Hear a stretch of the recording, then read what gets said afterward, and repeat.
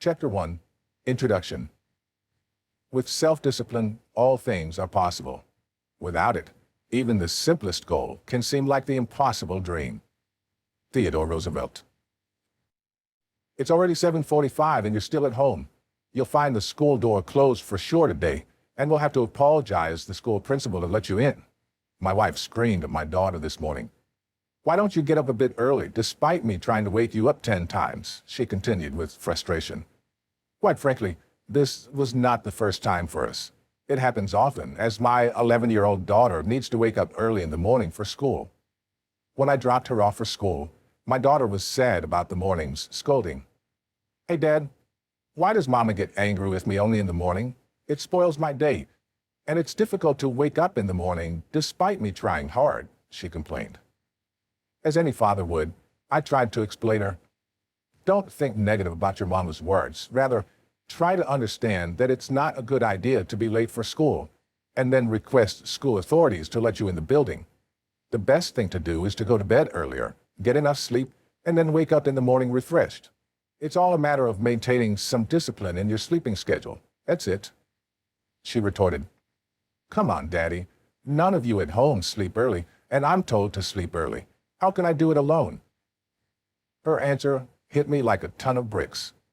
I suddenly realized that I was expecting my 11-year-old daughter to wake up earlier while there was no self-discipline on my own part. I was not creating an environment where lights would switch off by 10 p.m. every night so my kids could get enough sleep and start the next day better. I assume this is the story for most parents. In case you don't have children at home and live alone or with your friend or better half, you might have a different situation that requires exercising some kind of self-discipline. Maybe you prefer sitting in front of the TV watching late-night shows until 2 a.m., despite having to wake up at 6:30 a.m. to get ready for work. All of this is nothing but a lack of self-discipline. Below are some other examples where people lack self-discipline, which leads to stress and other problems. Perhaps you're overweight but unable to resist your temptation to chow down on giant-sized burgers, pizzas, or sweetened carbonated beverages, despite being aware that lack of control is only adding to your woes. You already know that cigarette smoking is injurious to health. Even cigarette companies are mandated in many countries to put a big warning sign on each pack stating, "Cigarette smoking is injurious to your health." Even your doctor might have told you to avoid smoking or drinking for the sake of your health, but despite your good intentions, you generally give in, merely at the sight of cigarette or alcohol. You know that you have to prepare for a Monday morning presentation for a crucial meeting with one of your firm's important clients, and you are stressed too. Yet, you still stay up late Sunday nights, binging on TV shows. One can go on to cite many such instances where people lack self-control. They don't have the willpower to resist the temptations of eating, drinking, and entertaining, which may put all their future at stake. American Psychological Association conducts an annual nationwide survey to examine the state of stress across the country and understand its impact on its people. In 2011, this survey reported that 27% of the respondents complained that a lack of willpower was the most significant barrier to the change. So the big question is, why aren't we able to resist temptations despite being rational and grown-up people? This book is all about explaining the human psychology and neuroscience behind our irrational action, which are triggered by our emotions, and how we can use different strategies to mold ourselves with simple tweaks to improve our lives. We'll cover a lot in this book, but let's start with understanding the concept and meaning of willpower and self-discipline. While willpower is the ability of your mind to keep itself under control, self-discipline, or self-control, is the action of consistently doing or avoiding something despite distracting temptations. According to most psychological scientists, as reported by the APA, willpower can be defined as the ability to delay gratification, resisting short-term temptations in order to meet long-term goals. The capacity to override an unwanted thought, feeling, or impulse. The ability to employ a cool cognitive system of behavior rather than a hot, emotional system. Conscious, effortful regulation of the self by the self. A limited resource capable of being depleted. Collins Dictionary defines self-discipline as the ability to control yourself and to make yourself work hard or believe in a particular way without needing anyone else to tell you what to do. To put it in simpler terms, self-discipline enables you to control your thoughts, emotions, and thus behavior, and take action in a particular way that directs you in a positive direction or stops you from going in a negative direction. Roy Baumeister, a psychologist at Florida State University and a researcher on willpower, describes 3 necessary components for achieving your goals. 1. First, you need to establish the motivation for change and set a clear goal. 2. Second, you need to monitor your behavior toward that goal. 3. The third component is willpower. Whether your goal is to lose weight, kick a smoking habit, study more, or spend less time on social media, willpower is a critical step to achieving that outcome. Therefore, Theodore Roosevelt has put it very boldly. The one quality which sets one man apart from another, the key which lifts one to every aspiration while others are caught up in the mire of mediocrity, is not talent, formal education, nor intellectual brightness. It is self-discipline. What will you discover in this book? This book will help you understand the power of self-discipline in accelerating your growth to shape your future for better, as has been proven by scientific studies conducted by researchers. You'll get to explore deeper into human psychology to understand why you do what you do.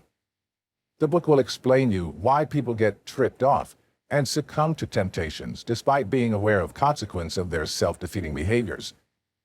You will then learn how certain extraneous factors are responsible for draining your willpower and the ways to overcome them.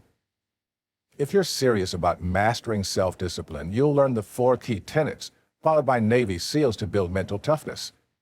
You will also learn, by only instilling a handful of habits, to start working without any need of willpower, to be on autopilot. You'll notice that this book is not merely a general advice book. Rather, it is filled with psychological research conducted by renowned researchers who spent decades in researching the concept of willpower.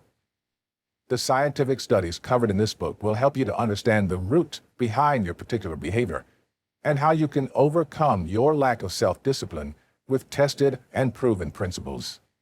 And now, without further ado, let's get started.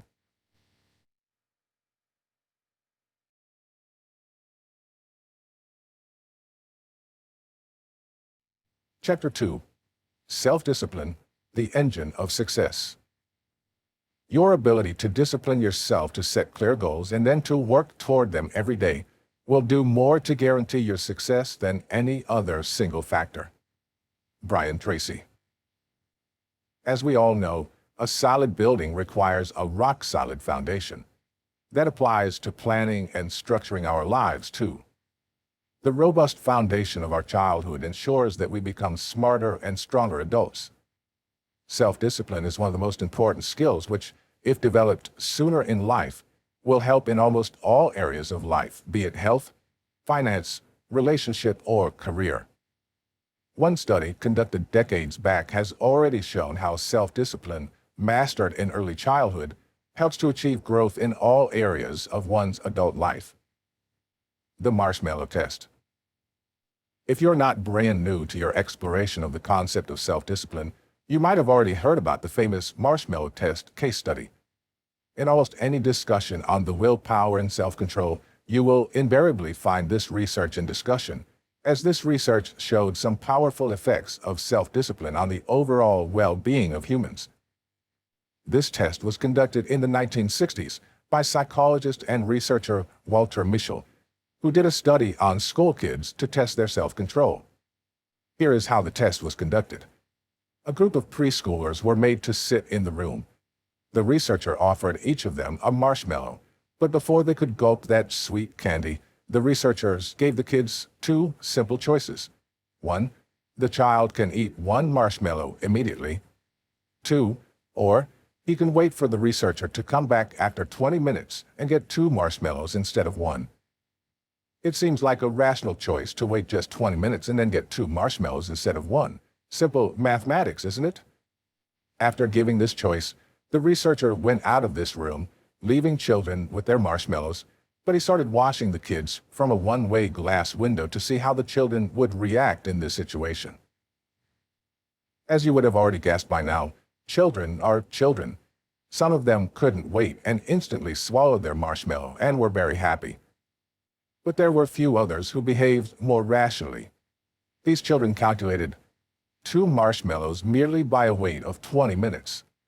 They resorted to focusing on other things to divert their attention from the 1 marshmallow lying in front of them in order to resist their temptations. The research did not end here. Researchers continued to follow these preschoolers not for years, but for decades. In a 2011 study, they tracked the 59 subjects, now in their 40s, who participated in the marshmallow test as children. The researchers tested the subjects' strength of willpower with a laboratory test known to demonstrate self-control in adults. It was noted that the children who were able to resist their temptations and had delayed the need of instant gratification were able to score higher SAT scores, get better grades, were more focused, and were way more successful as compared to those who failed in the marshmallow test. You can see how inculcating self-discipline from an early age helps to create a better future in adults in almost all areas of their lives. Additionally, the researchers tested the brain activity in the subjects by use of functional magnetic resonance imaging, fMRI techniques. When presented with tempting stimuli, individuals with low self-control showed brain patterns that differed from those with high self-control. The researchers found that the prefrontal cortex, a region that controls executive functions such as making choices, was more active in subjects with higher self-control. And the ventral striatum, a region that processes desires and rewards, showed boosted activities in those with lower self-control. There were a few more studies conducted along similar lines that showed that delaying instant gratification proved to be a real game changer. Get $1 now or $2 next week.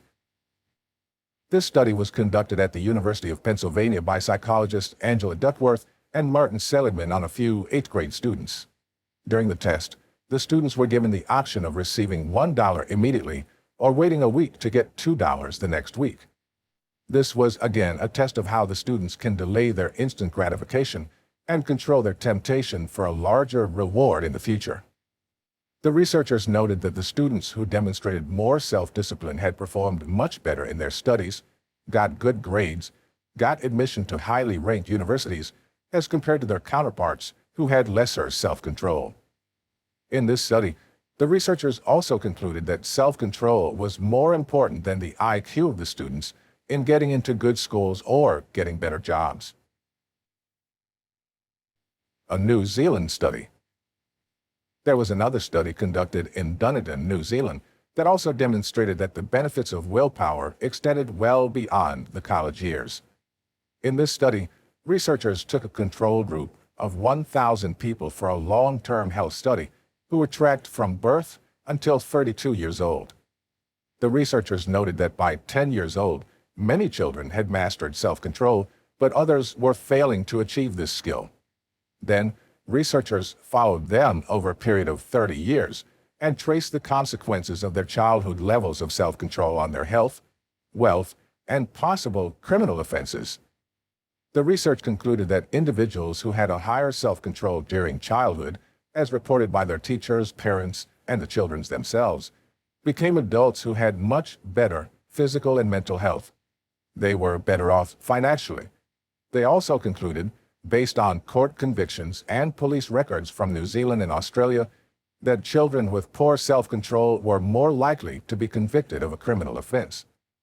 All of these studies indicate that resisting short-term cravings or temptations for a better future by exercising willpower proved to be highly advantageous in the lives of people. Here are a few important benefits from building your willpower muscle. You can prioritize your work. The power of self-discipline gives you a confidence that you will commit yourself to long-term goals. You know that with self-discipline, you are not a slave to your temptations. You know that you can stay committed to your goals longer, and therefore you can prioritize your life well. You feel a sense of accomplishment. Through the power of self-discipline, you don't drift from your path. You stay focused and start getting results sooner in life. You feel in command of your life. You know that whatever actions you decide, you will stick to those plans and work longer and progress faster.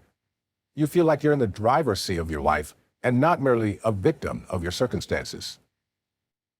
Self-discipline brings freedom. It seems to be counterintuitive, but if you can manage your time well by exercising self-control, you increase your focus on your work. You can finish your work faster and more efficiently, and this gives you the freedom to spend your saved time to enjoy your life better. Our wise ancestors knew this principle from the beginning. Aristotle once said, "Through discipline comes freedom." You improve your relationships. Through enhanced willpower, you improve your relationship with yourself and the people around you. You see yourself in control of your life as a whole, and this equips you with quality thinking time. You become compassionate and try to focus on what matters most, human connectedness being one of the most important aspects. So you develop and improve your relationships with others. You get out of your own way. More often, it's our own negative and distracted thinking that deters our progress. Enhanced willpower helps us to stick to our guns in the difficult times, and gradually, we are able to conquer our inner critic, which is one of the biggest roadblocks in our success. You can control your behavior. Willpower strengthens you to take a tougher stand during tempting situations that can otherwise derail you from your path and can terribly affect your progress. You can better sail through this situation with self-discipline and can even get rid of your addictions. In this section, you learned about why self-discipline is such a powerful weapon in your armory that can help you win any situation of your life. It is an engine for your success. But despite knowing that we can improve our lives through self-discipline, why do we often get tripped up and lose discipline? Let's find the answer in the next section of the book.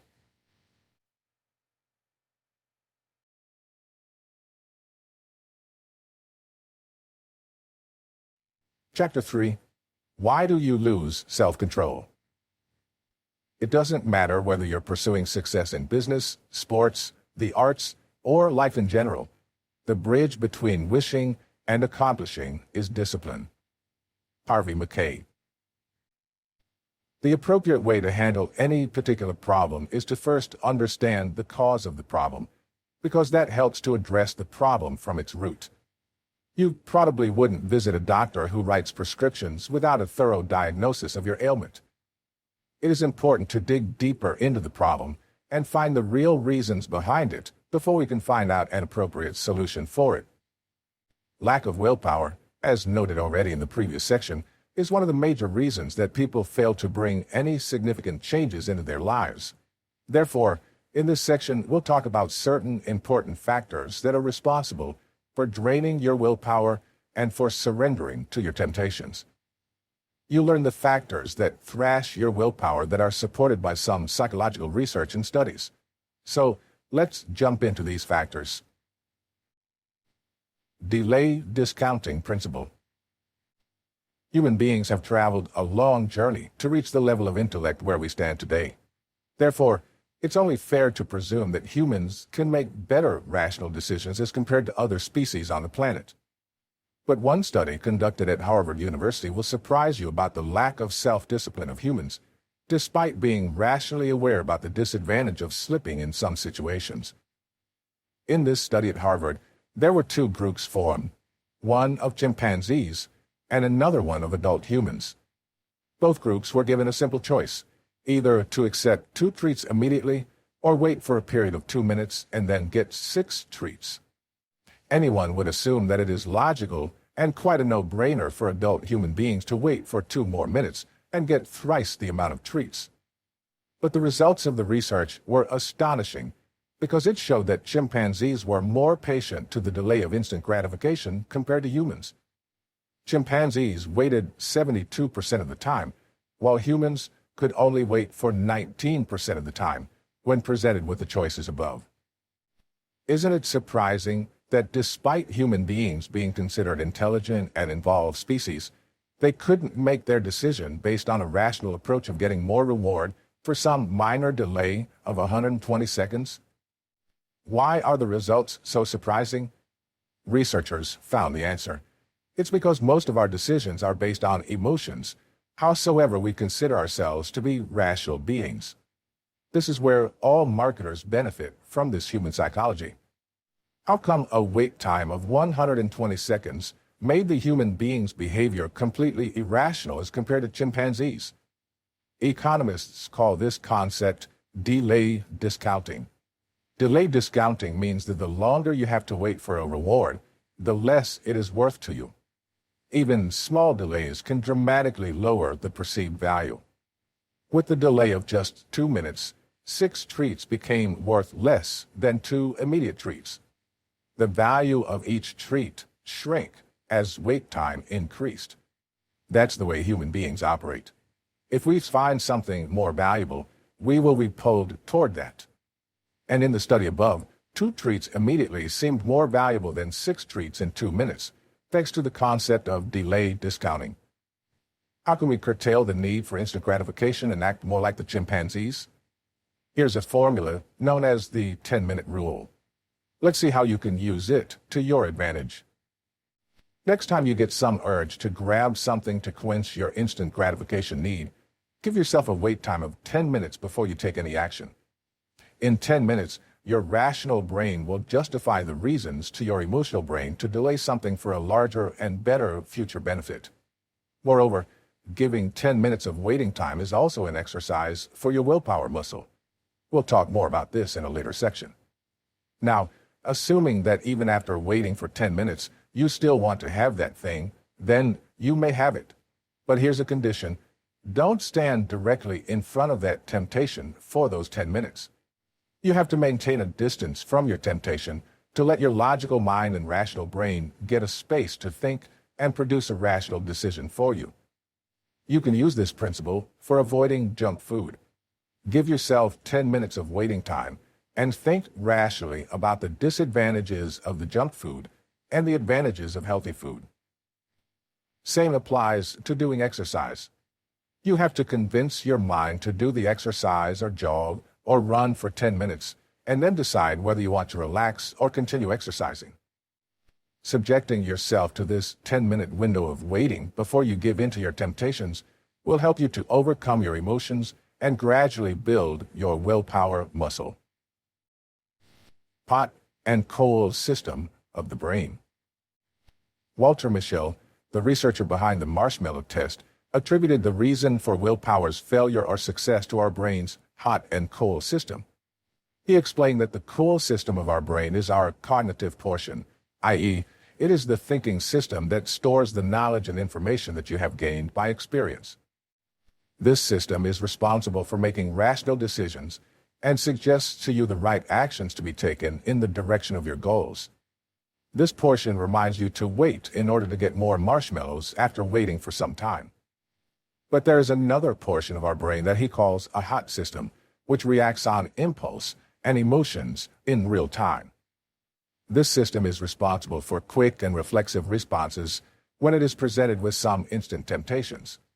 When this system operates, you choose to pop in one candy immediately without even thinking of the long-term implication of losing 50% just by not waiting for some time. Most people are governed by this hot system, which overrides their cold system, and that results in impulsive actions. When you're overpowered by this hot system, then, under its influence, you don't pay attention to the long-term ramifications of this action. Take a real-life example. When a rapist or murderer is under the grip of the hot system, he is under a strong influence of the emotion of sex or anger. In control of such emotions, he completely disregards any logical thoughts about the long-term ramifications of conducting a heinous crime, i.e., spending precious years of his life in prison. That's what happens when willpower fails. The exposure to hot stimuli overpowers the cold system, and that leads to an impulsive action of committing a crime. You can personally experience this hot and cold system of your brain by recalling any of your past memories and the action you had taken in those moments. False hope syndrome. False hope syndrome is all about setting an unrealistic expectation about the speed, amount, ease, and consequence of changes you want to make in your life. Psychologist Peter Herman from the University of Toronto studied why people fail so often, despite being fully charged with motivation and good intentions. It is because generally when someone starts something new, he embarks on the journey of setting huge goals for himself, those that may be very difficult to achieve with current resources or timelines.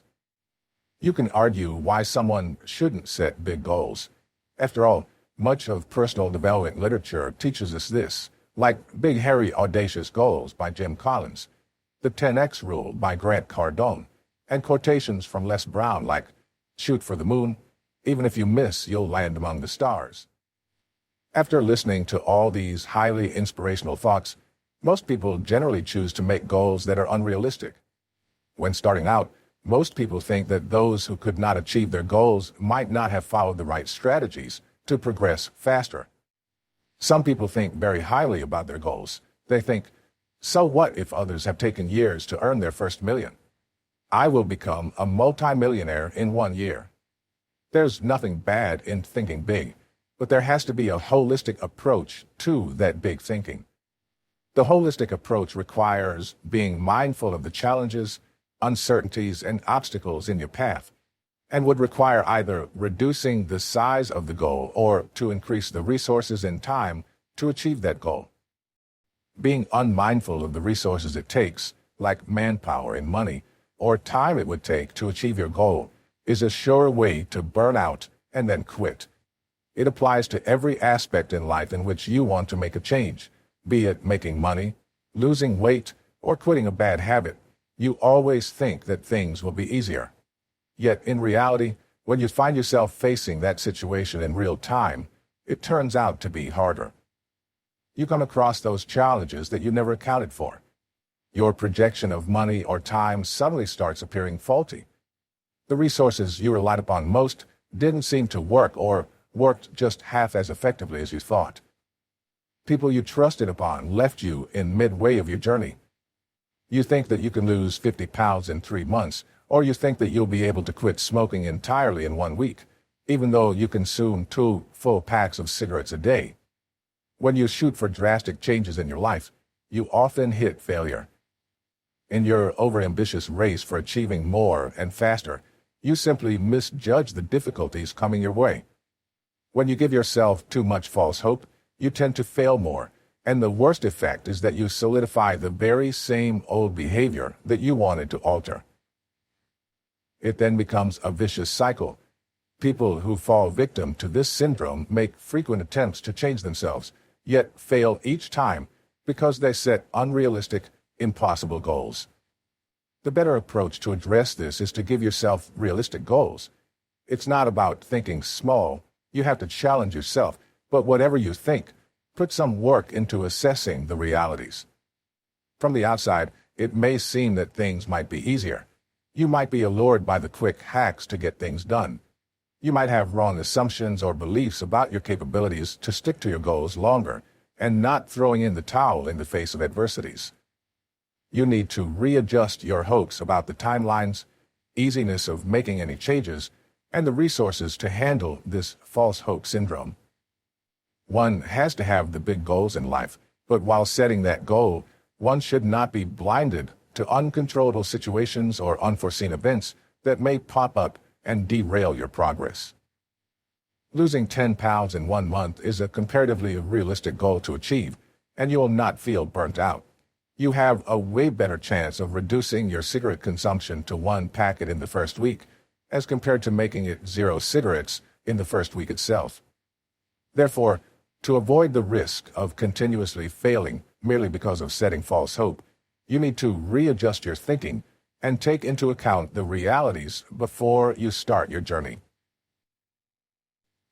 What the hell effect.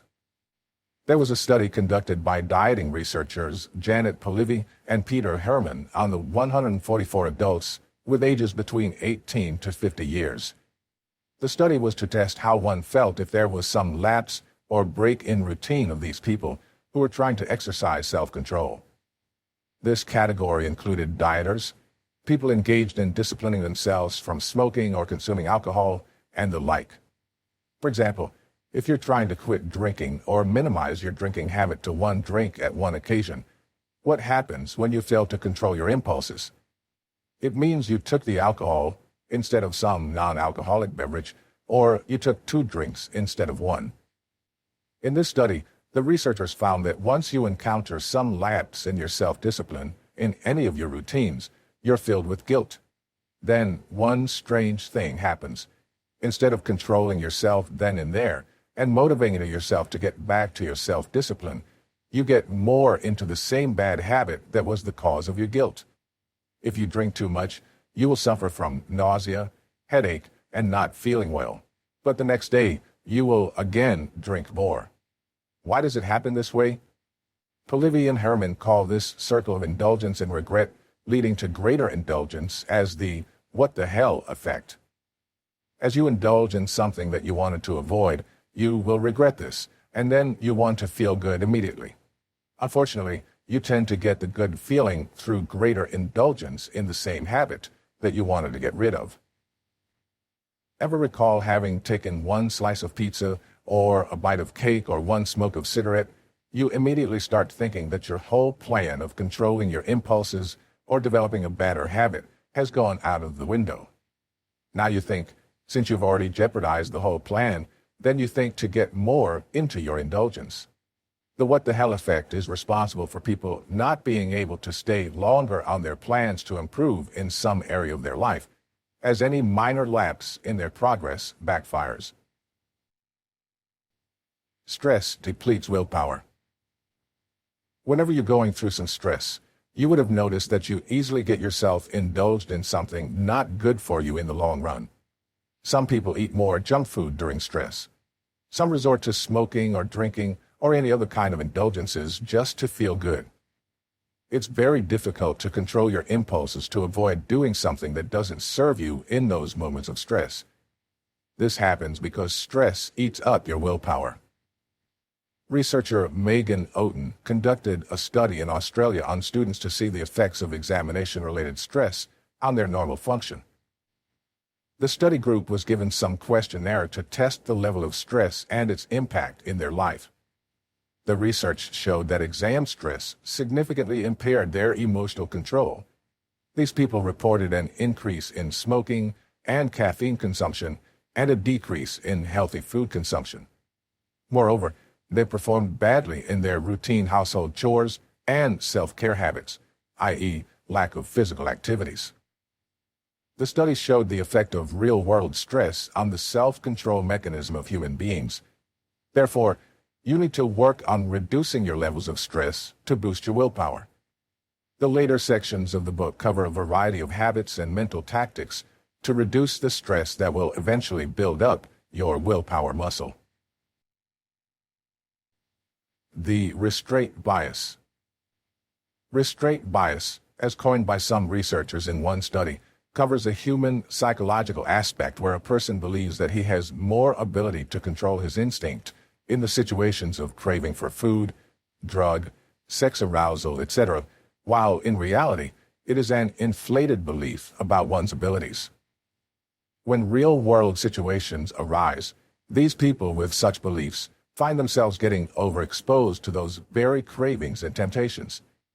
This tendency for people to overestimate their capacity for impulse control, known as restraint bias, leads to even higher rates of indulgence in the temptations. The study showed that the recovering smokers with more inflated beliefs about impulse control exposed themselves more to the temptations, which led to higher rates of relapse, even 4 months later. Therefore, restraint bias offers unique insights into how your erroneous belief about self-restraint promotes impulsive behavior. Here, you tend to make erroneous judgment, more specifically about own future behavior in particular situations.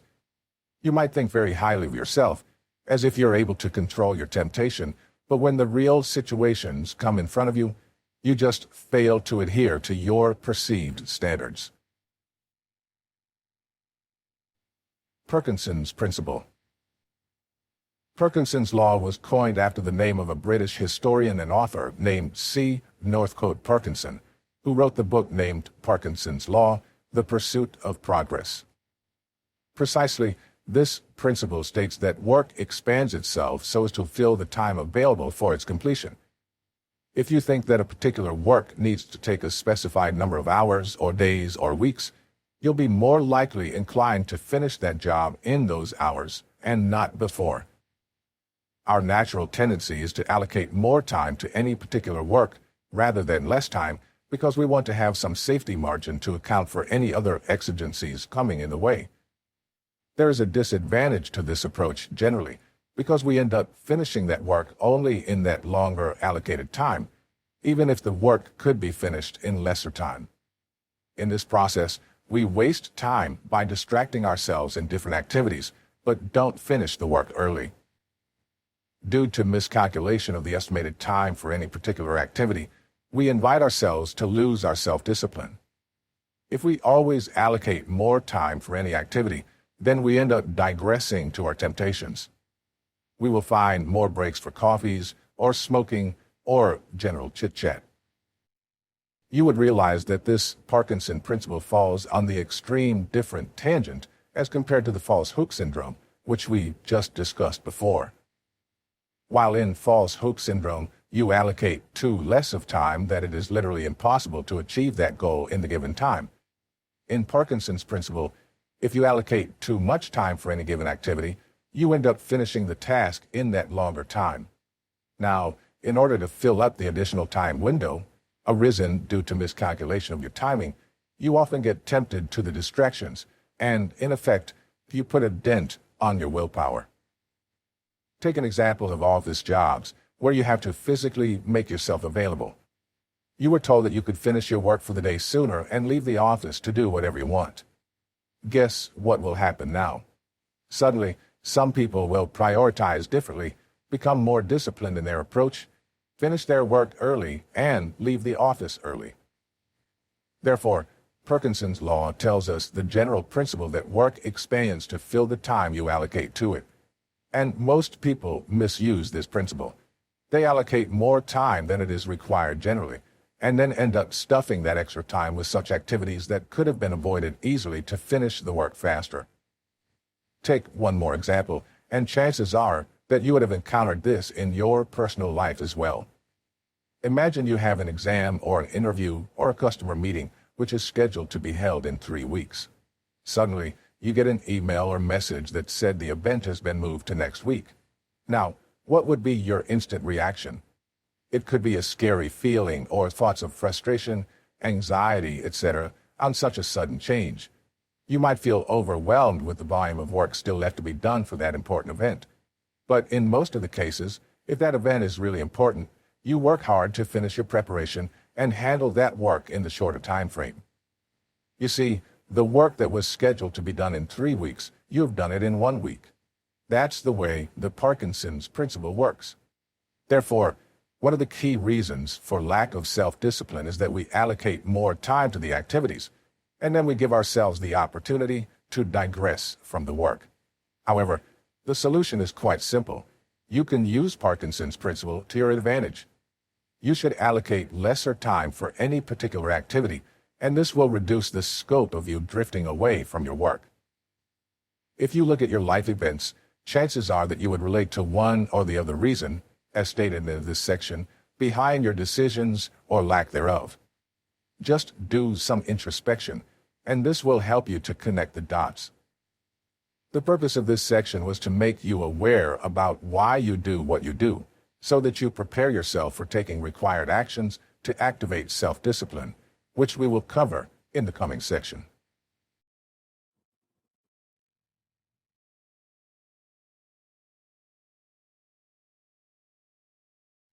Chapter 4. Key Factors to Activate Self-Discipline. I could only achieve success in my life through self-discipline, and I applied it until my wish and my will became one. Nikola Tesla. In the previous sections of the book, you'd have already realized the significance of self-discipline as one of the most important factors for making any sustainable change in your life. You'd have also realized that though you need more self-discipline, but the hard fact is that you don't have an infinite supply of willpower, which means that you have to judiciously use the willpower only for your most important actions. In this section, you'll learn about the ways to trigger your key motivation to help you stay disciplined to any particular goal or activity. You will understand that once you have figured out your real motivation, it will empower you with more self-discipline to stay on the path longer and achieve your goals faster. Let's start with our brains to understand how it can help to trigger motivations. The role of your prefrontal cortex. Let's first understand the functions of one of the brain's most important portions called prefrontal cortex. Prefrontal cortex is the cerebral cortex that covers the front part of the frontal lobe of our brain. It's the physical part of our skull that surgeons can literally see and touch. One of the most important functions carried on by the prefrontal cortex is the executive functions.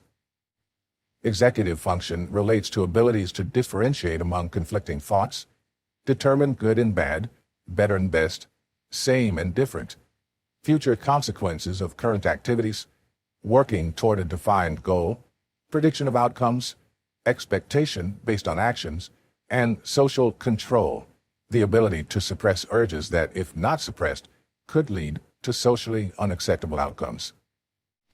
The three most important functions that are important when one talks about self-discipline are working memory, impulse control, and cognitive flexibility and adaptability. These functions are the core of the executive function, as they only help you to consistently prioritize the activities and pursue your goals. Robert Sapolsky, a neurobiologist at Stanford University, further explains that the job of today's world prefrontal cortex is to keep nudging our brain to stay on track. He argues that our prefrontal cortex has three main regions, and they have specific functions as below. A. The upper left side of the prefrontal cortex. The region of the brain specializes in willpower, helps you to keep engaged in your important work despite feeling boring or stuck. For example, writing is not always the most interesting activity, but this region tells the writers that you have a goal to publish a book in a given timeline. So we, as writers, keep our nose to the grindstone, thanks to this willpower. B. The upper right side of the prefrontal cortex. This region of our brain is responsible for I won't power. It holds you back from following every impulse or craving. You control your craving to go out for a smoke or restrain yourself from engaging in a coffee chit-chat while in the middle of an important task, thanks to this portion of the prefrontal cortex. C. The lower middle portion of the prefrontal cortex. This region is responsible for I want power, which keeps track of our goals and desires. This region decides what you want. The more rapid the cells of this region fire, the more you will be motivated to take actions despite temptation coming in the way. This portion remembers about what you truly want in the midst of screaming temptation and cravings. The above explanations by the neuroscience shows that our brains are equipped with the necessary infrastructure to resist temptation and keep ourselves focused on our tasks. You only need to find the real motivation behind what you do, and your brain will help you to stay committed to the work. Let's now explore what are the few ways to trigger your motivation towards any particular work further in this section. Define your why to trigger self-discipline. Simon Sinek, in his book Start With Why, explains that most people pay way more importance to how and what, but they don't give the required attention to the why. He explains that it is not the case with highly successful companies because the core of their business is the deeper understanding about why they do what they do. He goes on further to explain the power of why by terming it as a golden circle. In the picture, you see that the outermost circle covers what, This shows to the outside world about what do you offer as a product or service, or what is your job title or function in any organization.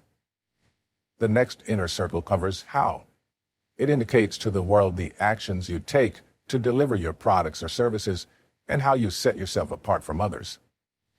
The innermost circle talks about why. This addresses the prime question, why do you do something? What is the deepest reason inside you to do that activity? In his TED Talk, Simon explains the power of why through an example of buying a computer. A regular marketing message for selling computers hits you like this. We make great computers. They're beautifully designed, simple to use, and user-friendly. Want to buy one? But now, look at how Apple communicates its message about selling computers. It says, everything we do, we believe in challenging the status quo. We believe in thinking differently. The way we challenge the status quo is by making our products beautifully designed, simple to use, and user-friendly. We just happen to make great computers. Want to buy one? Anyone can see the stark difference in both the marketing approaches. Merely by changing the order of the message, people get interested to buy Apple computer. It proves that people don't buy what you do, they buy why you do it. Sinek explains that above is not any new scientific invention. Rather, it is already ingrained in our biology. The biology of our brain is structured in a particular way. If you look at a cross-section of the human brain from the top down, the human brain is actually broken into 3 major components that correlate perfectly with the golden circle. Our newest brain, the outermost portion, i.e., our neocortex, corresponds with the what level. The neocortex is responsible for all of our rational and analytical thought and language. The middle 2 sections make up our limbic brains, and our limbic brains are responsible for all of our feelings, like trust and loyalty. It's also responsible for all human behavior, all decision-making, and it has no capacity for language. Therefore, if someone communicates from the outside-in level, we understand the logical and rational information, i.e., feature, pricing, specifications. But this understanding is at the outer level, and it never drives our behavior. When we communicate from inside out, we're able to drive the other people's behavior and trigger them to take action.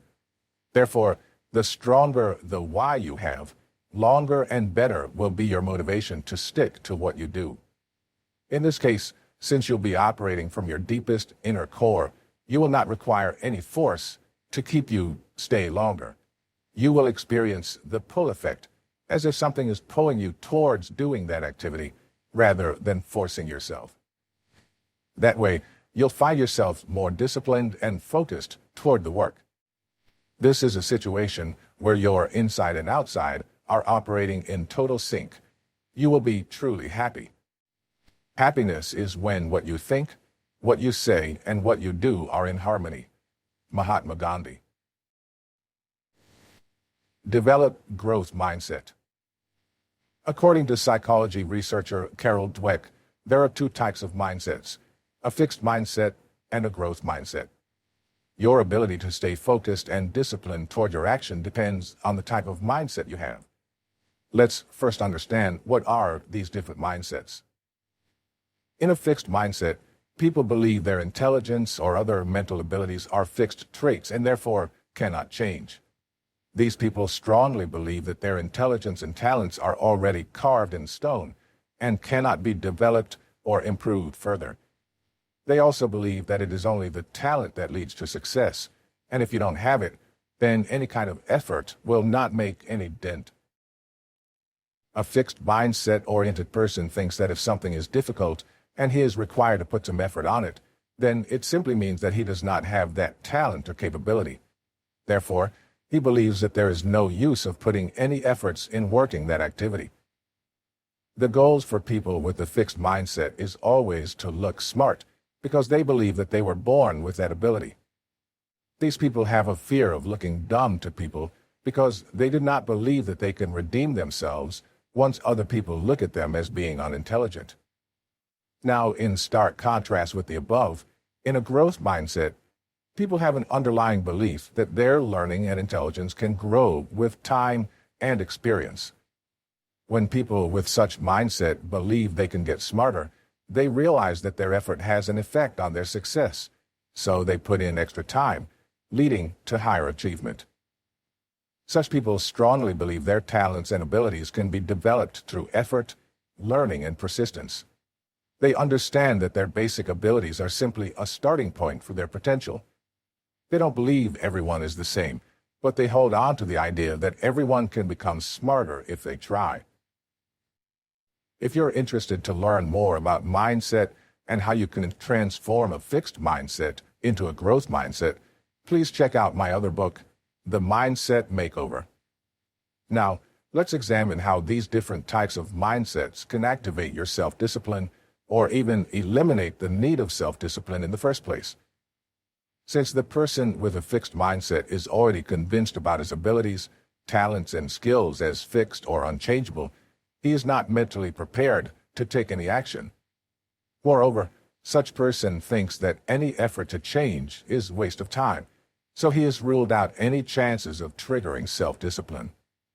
A fixed-minded person doesn't feel the need for self-discipline, and he is right in his perspective, because self-discipline is something that one would want for making significant changes in one's life, and not otherwise. Therefore, the prerequisite for building self-discipline muscle is to develop a growth-oriented mindset. Only if you are convinced that you can acquire new skills, nurture your talents, and make significant changes in your life will you need the tool of self-discipline to make these changes. What really motivates you? Money or something else? Psychologists Teresa Amabile and Stephen Kramer, authors of the book The Progress Principle, did one survey of more than 600 managers to take their view about what matters most in the workplace to motivate employees to deliver their best performance. Ironically, 95% of the managers wrongly believe that money is the biggest motivator, and people deliver more results by getting bonuses, promotions, and recognitions. Why was this so? This was confirmed through another corresponding survey done with more than 12,000 employee diary entries of 238 employees in more than 7 countries that proved that the biggest motivator for them was not the money or financial reward, recognitions, or incentives. People are most motivated when they have a feeling that they are making consistent growth towards one meaningful goal. Unfortunately, only 5% of the managers could rightly understand the real motivator behind the people, i.e., progress in their pursuits. The feeling of growth or progress is one of the key motivators for anyone to stay longer in his or her pursuits and not money, at least in the long run.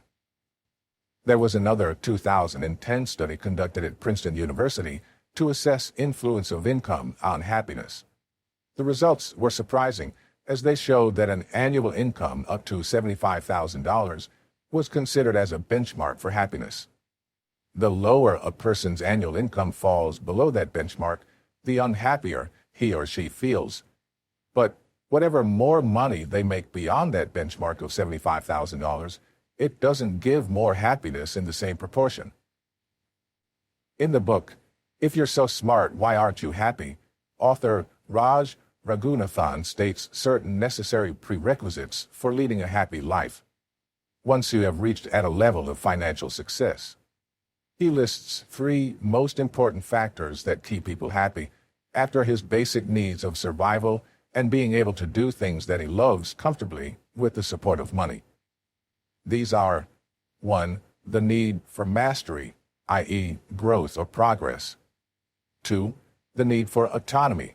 You should not be often controlled by someone else. And 3. The need for connectedness with like-minded people. Therefore, in order to activate self-discipline, you need to put growth as your main objective and not put money as your sole yardstick. The need for growth and evolution is the universal need of a human being, and the need for growth keeps on reaching newer levels once you attain your immediate or seeable goals.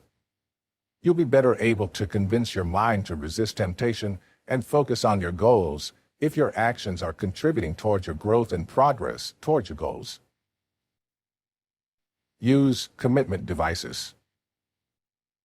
Commitment devices are used in economics and also in game theory, the study of mathematical model used for intelligent decision-making. It's a way to lock yourself into following a plan of action that you might not want to do, but you know very well that this plan is good for you.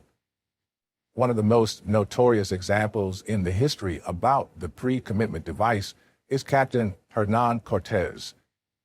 Cortez was on his expedition from Cuba to southeastern Mexico in search of silver and gold. He brought along with him around 800 people, comprising of an army as well as civilians. But Cortez and his people were aware that the native people would not surrender easily. Moreover, Cortez was not carrying a huge force of people with him. Now, Cortez realized that after traveling on their ships and reaching the destination, his people didn't want to move from the seashore to the deeper parts of the island because of their fear. Their instincts told them to stay near their ships, so they can save their lives by getting back to their ships in case the situation so warrants. Cortez now took a very bold step. He immediately ordered his people to burn all the ships. With the ships turning into fumes and smoke now, there was no other alternative left for his people. The only option in front of them was to move forward and be victorious or die. In sinking the ships, Cortez presented an important aspect of human nature. While we may feel ourselves brave when we start any journey of adventure, but our future selves may be derailed by fear and anxiety. By burning the ships, Cortez ensured that when his people moved forward, they should not react on the basis of fear. That's the power of pre-commitment. Economist Jody Beggs writes, "Commitment devices are a way to overcome the discrepancy between an individual's short-term and long-term preferences. In other words, they are a way for self-aware people to modify their incentives or set of possible choices in order to overcome impatience or other irrational behavior." One of the craziest examples of using commitment devices in the modern world is blogger Manish Sethi. It was reported that Manish had hired one person for $8 an hour to slap on Manish's face every time he distracted himself from working, e.g. looking at social media. He reported that there was increase in his productivity with this kind of punishment associated with his distractions. In this section, we covered the factors that require you to stay disciplined. You must have some objective to achieve, because only then will you feel the need of any self-control. Without any specific goal or objective, you often find yourself easily giving in to any temptation. Therefore, you will have to first determine the real need before you embark on the journey of mastering self-discipline. The principles explained in this section will help you to trigger your willpower and help you stay on your path longer. In the next section, you will learn that no one is gifted with infinite reservoir of willpower, and therefore, how you can best utilize this resource.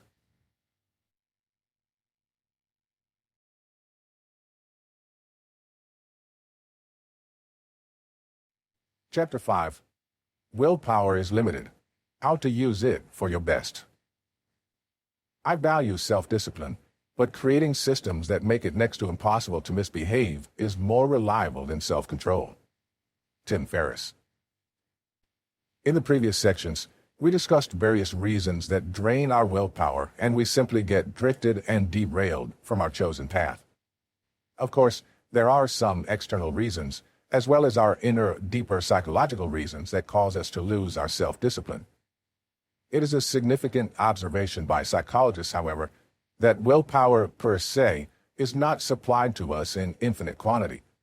Unfortunately, most people think that they have endless amount of willpower, and their batteries will always be charged up to take action toward their pursuits. You would have experienced some time in your past that on some days you're so charged up in the morning that you think that you can handle a lot more things that day. But as you cross into the afternoon, you start to feel like you're losing energy. Instead, you look at the clock and wait for the minutes to tick by so you can call it a day. What makes so much difference in one's thinking and emotions in the course of just a few hours during the day? Is it only physical exertion? No, it's not. It is all the game of your willpower, which was super high in the morning, but got drained in the afternoon by consistent usage in doing your work. Welcome to the concept that psychologists describe as willpower depletion. What is willpower depletion? Psychologist Baumeister cites the reason for comparing our willpower to a muscle. The way a muscle gets exhausted is by putting it to work. The same happens with your willpower. If your leg muscles get tired by running long distances, if your hands get tired by doing manual work for a longer time, the same happens with your willpower too. Your willpower is a muscle, and it is also subject to fatigue, like our physical muscles. You can also compare your willpower to the gas used as a fuel for your vehicle. When you drive your car, you consume gas. Similarly, when you use your brain for your day-to-day functioning, it consumes willpower like gas. The more gas or willpower you use, the lower the level of gas or willpower left in your brain. Baumeister carried an experiment that established that willpower gets depleted by usage. If you use willpower for carrying out certain activities, then you'll be left with lesser willpower to be put to the other works. In this experiment, 2 control groups were formed and they were asked to sit in a room. On a table visible to everyone in the room, there were placed freshly baked cookies that spread tempting aroma in the room. Alongside these cookies was placed a bowl of radishes. One group was told to eat the delicious cookies.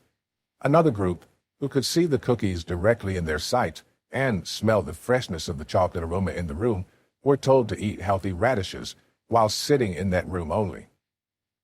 The experiment began after both the groups ate their respective portion of the allocated eatables. They were given a complex geometric puzzle to be solved with some timeline to finish it. The results of the studies showed that the control group, who just ate radishes, gave up after 8 minutes of trying solving the puzzle. On the other hand, the people who got themselves pampered with cookies continued to solve the puzzle for around 19 minutes. It was concluded in the study that the willpower used in resisting the temptation to eat the aromatic cookies hampered the progress of the radish-eating group. With the significant willpower drained in resisting the craving to eat cookies, they couldn't perform longer at the puzzle as compared to the other control group, which was not required to sacrifice their willpower. There was another study conducted in which some moviegoers were shown an emotional movie, but they were told to suppress their feelings and not react in any manner. The other set of people also were made to watch that movie, but they could react normally, whatever way they wanted during the movie.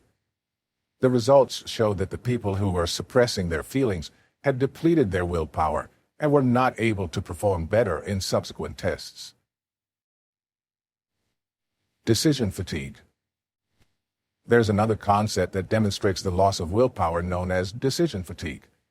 It says that every big or small decision you make eats your willpower. The more decisions you make, the more you consume your willpower. One important point to note here is that our brain doesn't distinguish between the most important thing and the trivial things in terms of spending its energy. It doesn't think of safeguarding your willpower by using the less quantity of willpower when, for example, you're choosing your regular meal at a restaurant or selecting the dress you'll wear tomorrow morning by labeling these activities as low-value activities. It doesn't distinguish between the high-value activities or low-value activities while spending its energy.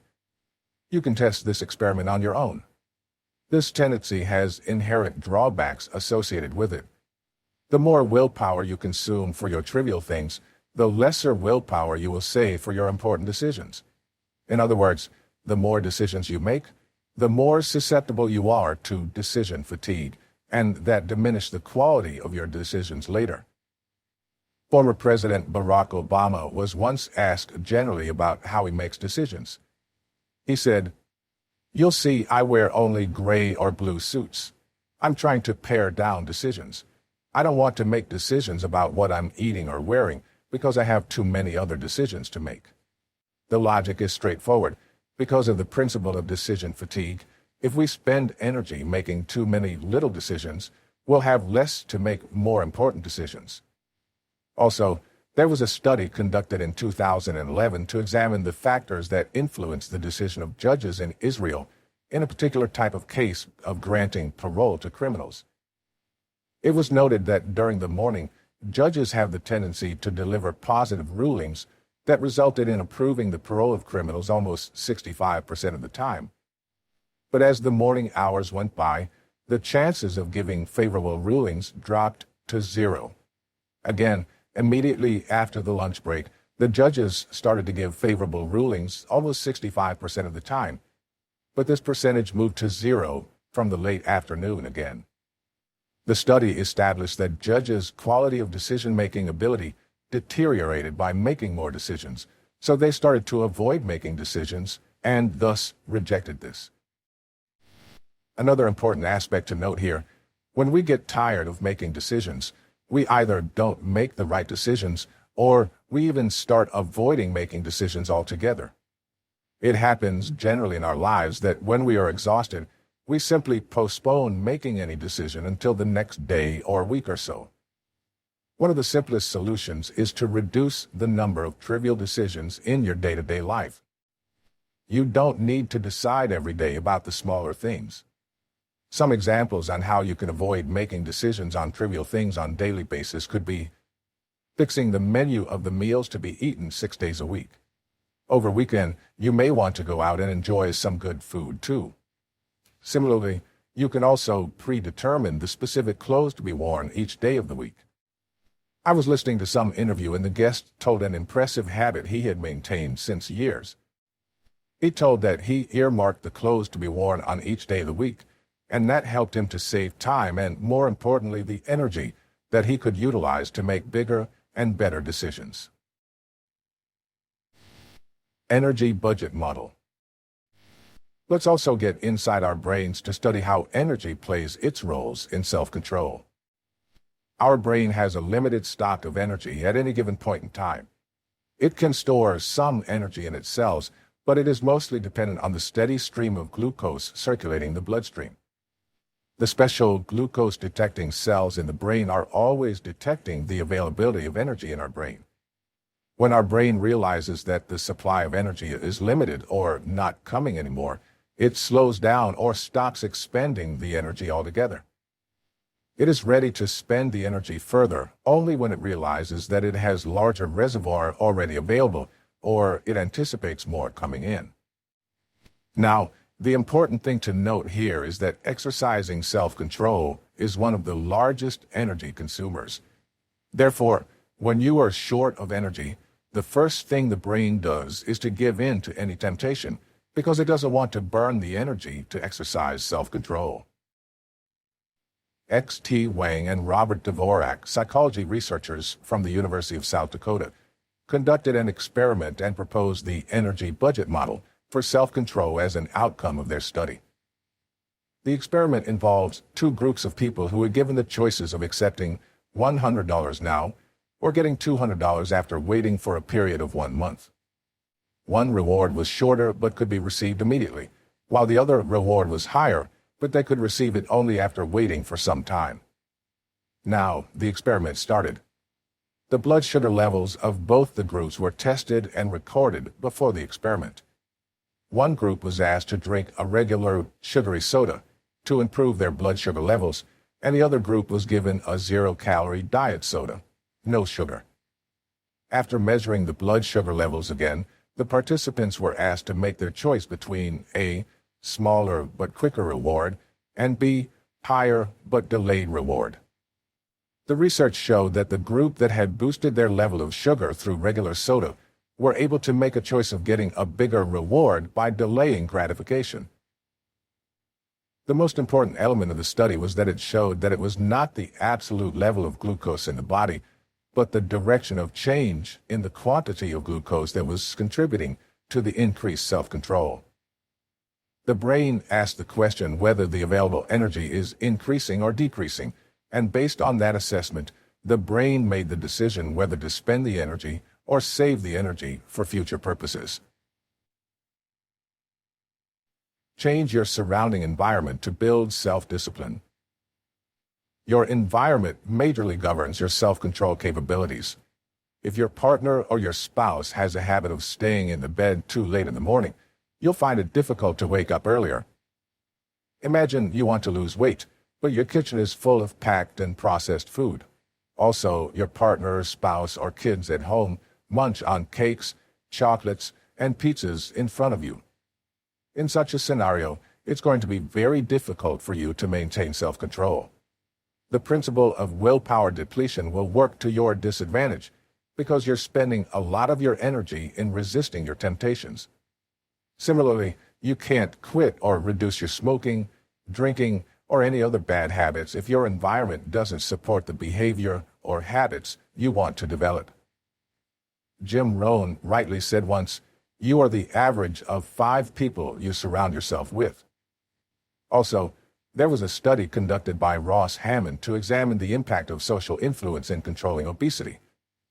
The findings of the study revealed there was increasing evidence that the social influence and social network structures play a significant role in the spread of obesity.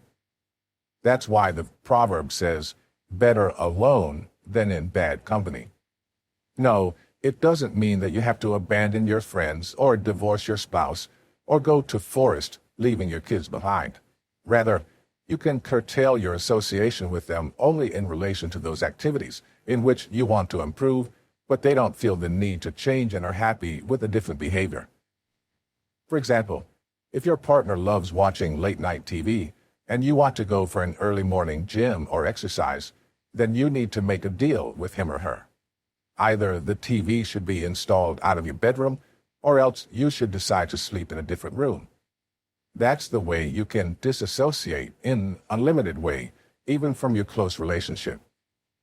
And your partner should not be feeling bad about it, because here you're not forcing him or her to stop watching TV, and therefore you have a right to live according to your own priorities. To follow Jim Rohn's advice, you should physically find the local places where like-minded people hang out and join that group.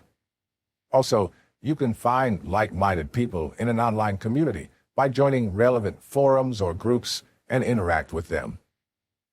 Instead of losing self-discipline by staying in an environment that causes distractions and temptations, you should create or find an environment that promotes moving towards your goals or pursuits. Willpower is such an important tool that you should put all efforts to prevent getting exhausted on petty things so you can utilize it for your superior goals and activities. How to control or avoid temptations. Do you remember the marshmallow test we talked earlier? Did you wonder how such young kids could control their impulse for the long 20 minutes?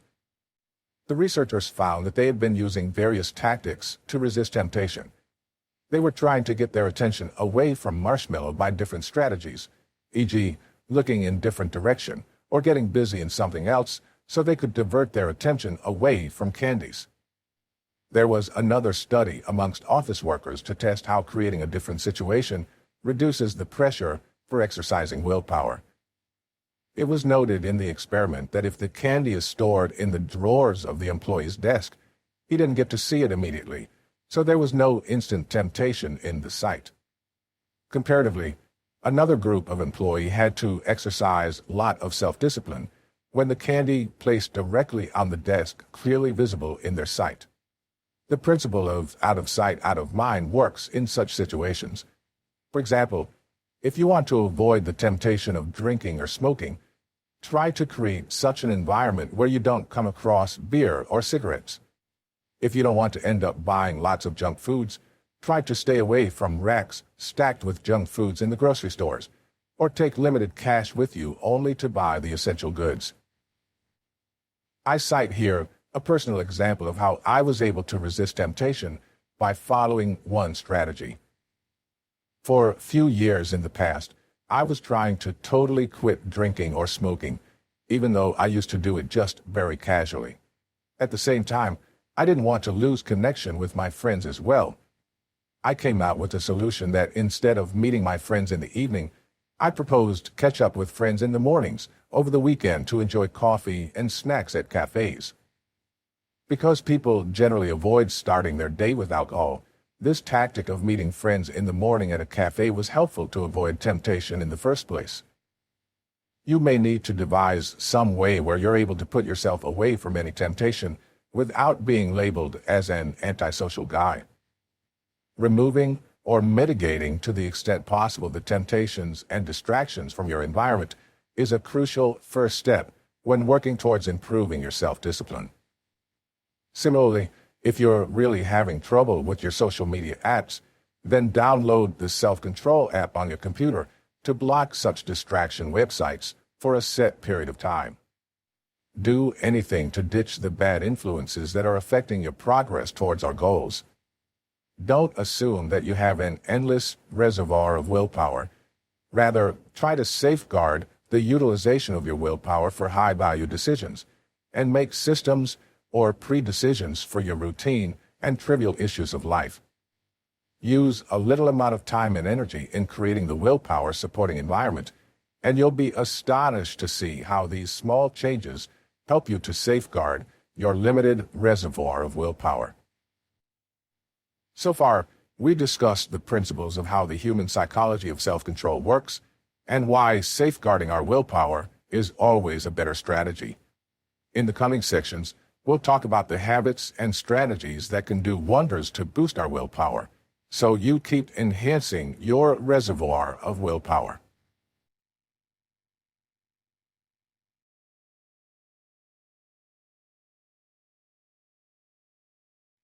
Chapter 6. Science-backed habits to boost willpower. You'll never change your life until you change something you do daily. The secret of your success is found in your daily routine. John C. Maxwell. The quality of our lives depends on the quality of actions we take on a daily basis. The consistency of right actions taken on a daily basis will eventually lead you to the desired life. It's like climbing a mountain. The summit of the mountain is what you want to achieve, but you know that it doesn't happen by just snapping your fingers. It requires you to take steps on a consistent basis. The role of habits is important as they remove the need of forcing you to take action. Habits put actions on autopilot, like brushing your teeth. Try to recall the last time you exercised your willpower to brush your teeth. You won't remember a single instance, at least that's the case with me. One can even state that well-ingrained habits can reduce your dependence on the willpower. That's why Jim Rohn's above quote makes perfect sense. Habits keep you going, but if you want to be the best in the world in whatever you do, you have to work on consistently strengthening your willpower. A stronger willpower, combined with healthy habits, is the perfect recipe to make anyone unstoppable. On the one hand, your habits will put your actions on autopilot basis without worrying about the outside circumstances or situations. You would see runners out there in the morning jogging, regardless of chilly winters or rain. I have personally lived that life and remember running in heavy rains outside. Credit goes to habits. On the other hand, if you work on developing your willpower in all important areas of your life, you will insulate yourself from your own emotions, feelings that often tend to drift you and derail your progress towards your goal. Here's my personal opinion about developing your willpower. Developing habits require willpower first. But once you develop habits, they help you to develop your willpower also. Both are so interconnected and each supplement the other to improve your strength. This section is targeted to focus on developing certain important habits that will help you to strengthen your willpower. The rationale behind developing these habits is strongly backed by scientific studies and research. Therefore, you should be assured about their efficacy in boosting your willpower muscles. Let's get started now. Mindfulness, a boon for willpower. If you're sincerely working on your personal growth journey and have spent time already on the subject, I assume that you'd already be aware about the huge advantages of mindfulness meditation. Nowadays, mindfulness is not something that is restricted only to spiritual journey of some Buddhist monks meditating under the trees in some part of the Eastern world. The role of meditation in our lives is proven to have expanded way beyond and is now encompassing the general well-being of human beings across the world. The Western countries, through enough scientific research, have proven to have immensely benefited from mindfulness in reducing stress and anxiety and improving the functions of the mind and quality of human life. If you're new to the concept, let's briefly talk about it. Mindfulness, in simple terms, is a process of traveling inside your body and mind and enhancing your awareness about the ongoing thoughts and emotions within yourself. Jon Kabat-Zinn, creator of the Stress Reduction Clinic and the Center for Mindfulness in Medicine, Healthcare, and Society at the University of Massachusetts Medical School, and is accredited for bringing the concept of mindfulness to the Western world, defines it as below. Mindfulness is awareness that arises through paying attention, on purpose, in the present moment, non-judgmentally. The benefits of mindfulness have already been proven by the neuroscientists in various studies. Sarah Lazar, a neuroscientist at Harvard Medical School, used MRI technology to look at very fine and detailed brain structures to observe the inner physical changes in the brain while a person is performing a certain task, including yoga and meditation.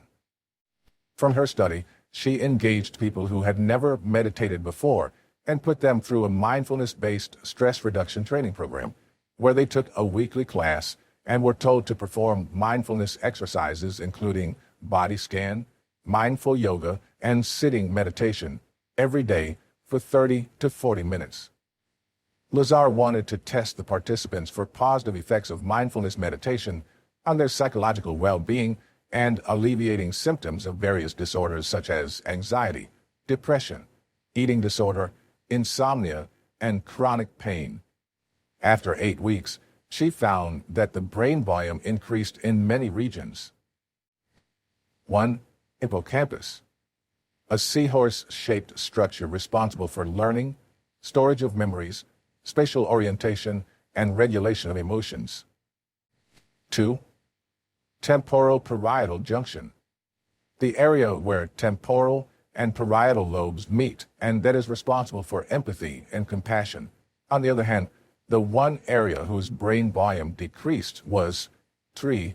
Amygdala, an almond-shaped structure responsible for triggering the fight or flight response as a reaction to a threat, whether real or only perceived.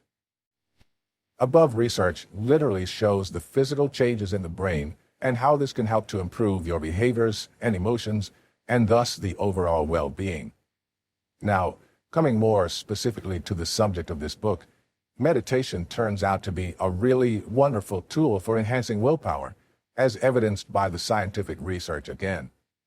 Kelly McGonigal, psychologist, researcher, and author of the book The Willpower Instinct, How Self-Control Works, Why It Matters, and What You Can Do to Get More of It, explains the benefits of meditation.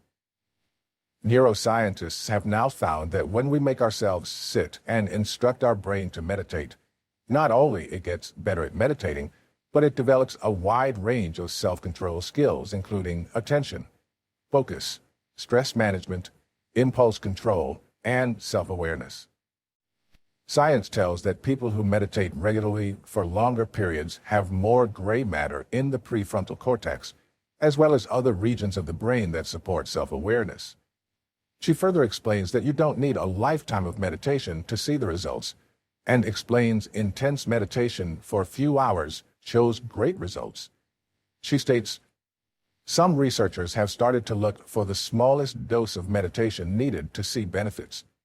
One study found that just 3 hours of meditation practice led to improved attention and self-control. After 11 hours, researchers could see those changes in the brain. The new meditators had increased neural connections between regions of the brain important for staying focused, ignoring distractions, and controlling impulses. Another study found that 8 weeks of daily meditation practice led to increased self-awareness in everyday life, as well as increased gray matter in corresponding areas of the brain. It may seem incredible that our brains can reshape themselves so quickly, but meditation increases blood flow to the prefrontal cortex in much the same way that lifting weights increases blood flow to your muscles. The brain appears to adapt to exercise in the same way that muscles do, getting both bigger and faster in order to get better at what you ask of it. If someone has any myth or different beliefs about mindfulness or its benefits, there's enough evidence out there now to debunk any such false beliefs or myths about it. It only makes sense to develop a habit of mindfulness in our daily lives to reap the benefits of mindfulness for developing stronger willpower and improve the quality of our lives. One of the most common techniques to do meditation is to sit silently with your spine erect and focus on your breath only as anchor to observe regularly. This practice slowly enhances your consciousness and calms your mind, and you can start doing it daily for 10 minutes only. For beginners, you can do it with some guided meditation available through many free smartphone apps like Headspace, Calm, and Welzen. In one of my books, The Mindful Mind, I've explained in much detail the various aspects of mindfulness, including debunking the myths related thereto, various philosophies for meditation and non-meditation perspective, the much detailed benefits as confirmed by neuroscience, and how someone can get started immediately. Quality sleep boosts willpower. There's enough research now to establish that if you consistently compromise and deprive yourself from the required number of sleep hours every night, you are already in the grip of stress and anxiety. You probably don't know what full willpower looks like if you're in a constant state of sleep deprivation.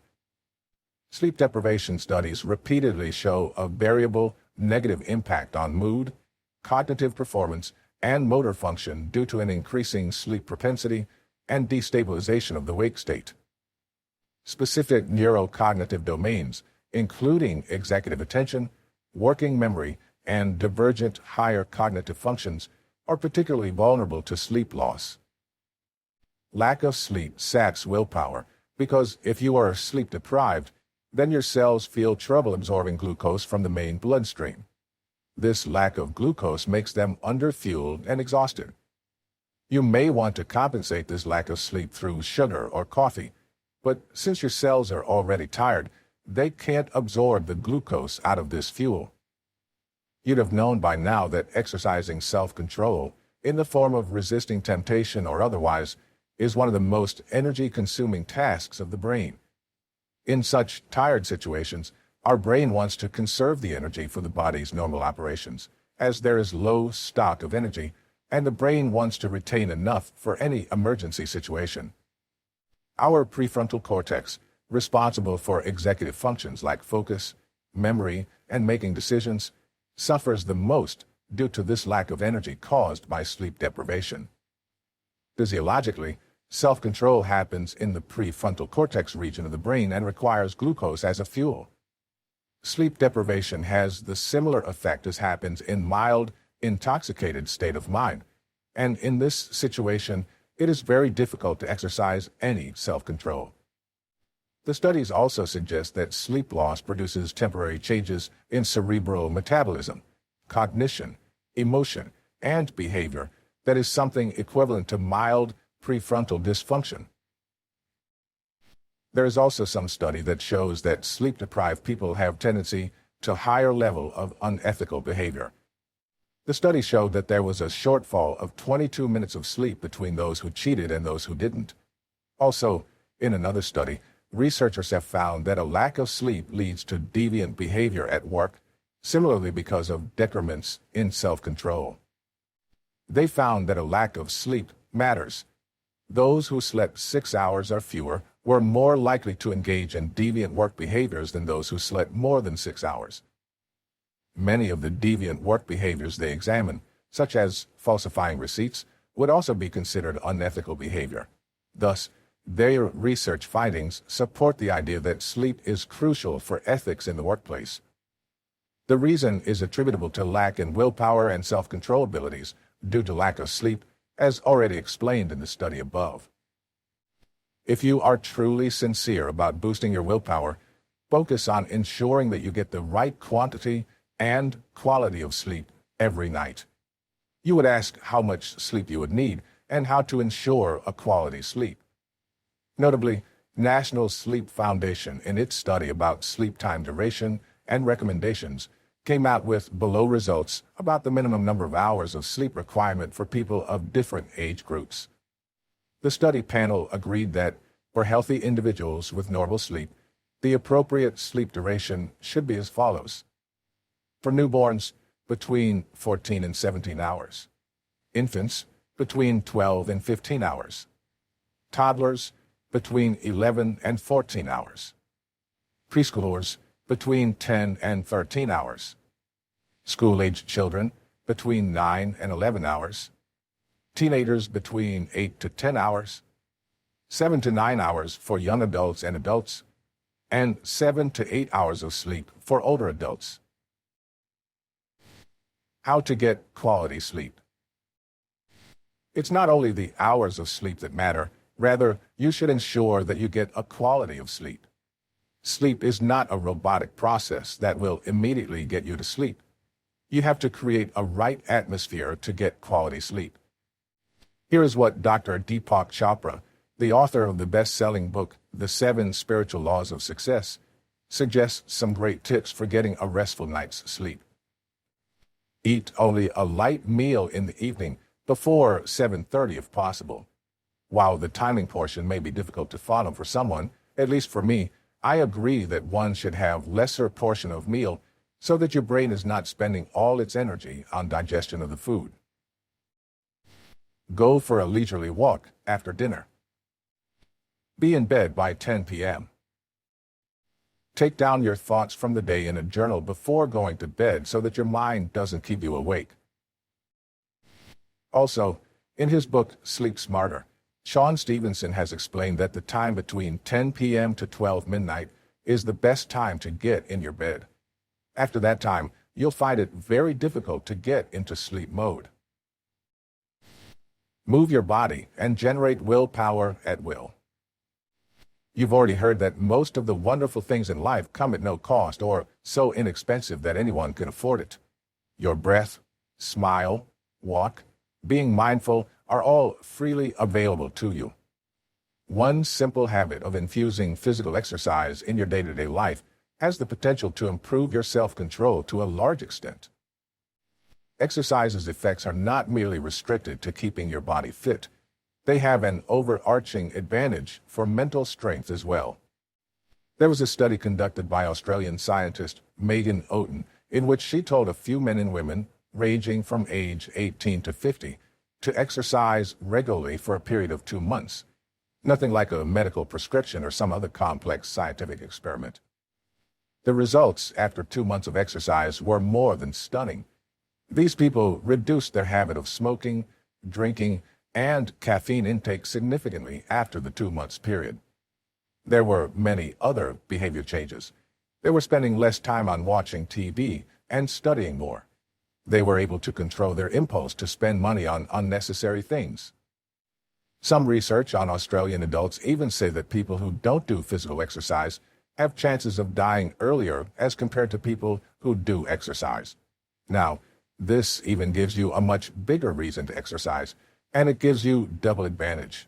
One, you will improve your longevity, and secondly, it will improve your self-control abilities. Kelly McGonigal, in her book Willpower Instinct, explains the wonderful benefits of exercise on the self-control. Exercise turns out to be the closest thing to a wonder drug that self-control scientists have discovered. For starters, the willpower benefits of exercise are immediate. 15 minutes on a treadmill reduces cravings, as seen when researchers try to tempt dieters with chocolate and smokers with cigarettes. The long-term effects of exercise are even more impressive. It not only relieves ordinary everyday stress, but it's as powerful an antidepressant as Prozac. Working out also enhances the biology of self-control by increasing baseline heart rate variability and training the brain. When neuroscientists have peered inside the brains of new exercisers, they have seen increases in both gray matter brain cells and white matter, the insulation on brain cells that helps them communicate quickly and efficiently with each other. Physical exercise, like meditation, makes your brain bigger and faster, and the prefrontal cortex shows the largest training effect. McGonigal recommends moving out of your normal place regularly to develop your willpower muscle. She calls this a 5-minute green willpower fill-up and suggests that just 5 minutes of green exercise reduces stress, improves mood, enhances focus, and boosts self-control. Exercising outside in short spurts have a powerful impact than longer workouts in indoor gyms or health clubs. Use cold shower to strengthen your willpower muscle. Taking cold showers is in itself an exercise of the willpower muscle. Of course, muscles get fatigued by exercise, but it is only through the exercise that they get stronger in the long run. When you are about to enter into a cold shower for the first time, each cell of your body will scream and resist you from entering into the water. But you go ahead and get under the shower. This courage of getting into the shower in itself is your first victory of the day over your mind, and this is strong exercise for your willpower muscle. Tony Robbins states that he starts his day by jumping into a cold water pool. There are scientifically backed up various benefits as well to this exercise. One study shows that cold showers help to relieve symptoms of depression. Due to the high density of cold receptors in the skin, taking the cold shower sends an overwhelming amount of electrical impulses from peripheral nerve endings to the brain, which can result in an antidepressive effect. Also, cold showers tend to improve the tolerance to the stress stimuli. Cold showers help to improve the quality of sleep, and that's the reason insomniacs are often recommended to take cold showers. You see, cold showers give immense benefits for better mental health and helps you to sleep properly, with better sleep and reduction of stress. Remember, stress eats willpower. You improve your self-discipline muscles. Don't break the chain. Jerry Seinfeld, the famous comedian, was once asked the secret of his craft and how he comes up with so many original jokes, as reported in one news article. The young reporter who asked Jerry wanted to know the secret of his productivity and creativity. Jerry took this person behind the stage actor's performance. Then, Jerry told him that in order to be a better comedian, one has to create better jokes. And to create better jokes, you have to write jokes every day. Jerry told that there is a unique way that helps him to stimulate the daily working on the jokes. He apprised the young man that he used a unique big calendar on his wall, which shows all the days of the year printed on it. Then he used a red magical marker. You will know in a second why this was a magical marker. Jerry further said that each day, when he wrote his jokes for the day, he used to put a big red cross on that day. After a few days, you'll have a chain. You just keep at it, and the chain will grow longer every day. You'll like seeing that chain, especially when you get a few weeks under your belt. Your only job next is to not break the chain. This is how Jerry explained the magic of putting big red cross on the calendar and making a chain. Above is such a small routine, but this creates a new neural pathway in your brain that triggers you to take that action every day without fail. Because the consistent red big cross marks forming a chain gives you a sense of reward, and you want to continue to enjoy that reward. That's how established writers use the principle of writing a specified number of words on a regular basis. I know few writers who maintain an Excel spreadsheet with dates of every month. They write on that sheet daily the number of words typed on a particular day. This specific practice, while on one hand develops a chain as explained above, but the additional benefit of measuring their progress in specific number of words helps them to see the previous records. This motivates them to write more and create more quality work because quantity eventually creates quality. With initial few weeks of self-control that is needed to build any habit, you give yourself the advantage of seeing a continuity of actions in the form of chain. This chain ties not only your actions, but ties you as well to not miss marking that red big cross on your calendar. Start your day by eating the frog. Brian Tracy, in his best-selling book, Eat That Frog, advised that the very first thing in the morning that you should do is eat the ugliest frog. By ugliest frog, he He intends to mean your difficult but high-value activity, which, if done, will be a significant achievement for the day, and other activities will seem comparatively of lesser importance. In my journey as an author, one of the hardest parts is being creative and writing a massive number of words on paper. Therefore, I've chosen for myself to write a specified number of hours or a specified number of words on a daily basis, first thing in the morning. After writing for a dedicated period or number of words, it generates a sense of satisfaction that now I have handled a difficult and one of the most important tasks, and therefore I can start working smoothly on the other projects. Why is it advisable to do that and not just simply start your day by checking your emails or social media posts? It's because when you wake up in the morning after a full night of sleep, your energy levels and willpower are at its peak. But as you know, the concept of willpower depletion, you lose willpower when you go further in your day. Therefore, the eat that frog principle is not an empty rhetoric. Rather, it has biological basis behind it. You will get two benefits out of this habit of handling the difficult task first. You'll develop your willpower muscle by doing the things that are most difficult, like a cold shower example, but an important one. By some initial period of self-discipline, you'll develop a habit of handling your most important tasks first. With that, you will see that the latter part of your days goes quite smoothly. You work on other projects fast as you have set the momentum of the day and don't get into stressful environments. You don't need to immediately start on all of the strategies stated in this section. Just start building one or two habits that resonate most with you as a part of your routine. You'll realize some improvements in your self-control abilities in a matter of a few weeks as you see them in your behavior and action. If you're sincere and willing to learn the self-discipline strategies followed by one of the toughest armed forces in the world, the next section will unravel how these soldiers build their mental toughness and willpower to come out victorious in extremely difficult situations.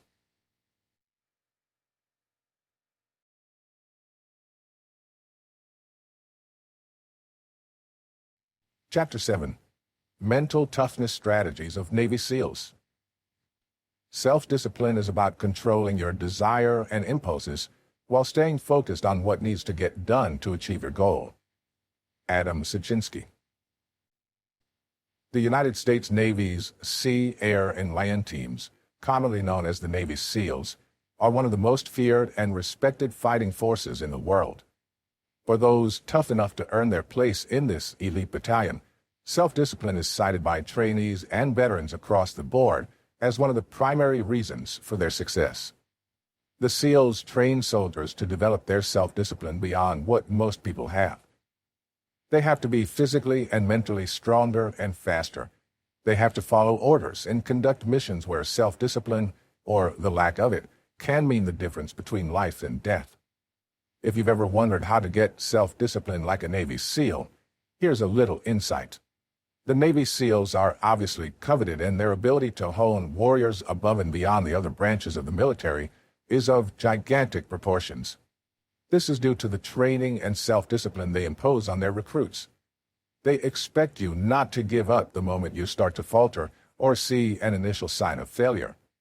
They push you to push yourself, and the way that is done is through self-discipline.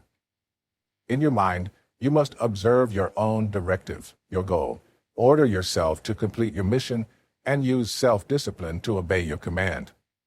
Not everyone makes the cut to be a SEAL, but those that do could endure the rigors of SEAL training, not only because they had the physical prowess, but also strong self-discipline. 4 Pillars of Mental Toughness. The Neuroscience Division of the Navy developed a handbook for the SEALs called The 4 Pillars of Mental Toughness, which laid out the basic tenets of the 4 areas that one needs to gain control over, calling for strong self-discipline in order to do so. The 4 pillars were designed as a journey for each recruit, who must not only be physically capable of overcoming obstacles, but must be able to face fear and, in some cases, their own mortality in their efforts to become the best of the best. Let's break down the 4 pillars and see how each one can help you master your self-discipline. 1. Setting goals. Like any successful journey, it always starts with a plan. Setting goals gives you something to work toward, with progress that can be measured. Having concrete goals reinforces self-discipline because you'll be bound to those goals until either completion or abandonment. Ultimately, having goals gives you drive even when you feel like quitting. This is considered to be the first step towards gaining the self-discipline required of a Navy SEAL. Goal setting can be divided up into short and long-term goals. For short-term goals, you want to select a goal that is more likely to get accomplished in a relatively short time. These short-term goals need to be feasible so you can complete smaller goals, accumulating positive reinforcement, which will continue to push you towards your larger goals and help give you the confidence to tackle them. Ideally, your short-term goals will be in service to your long-term goals that you can gradually work towards. 2. Mental visualization.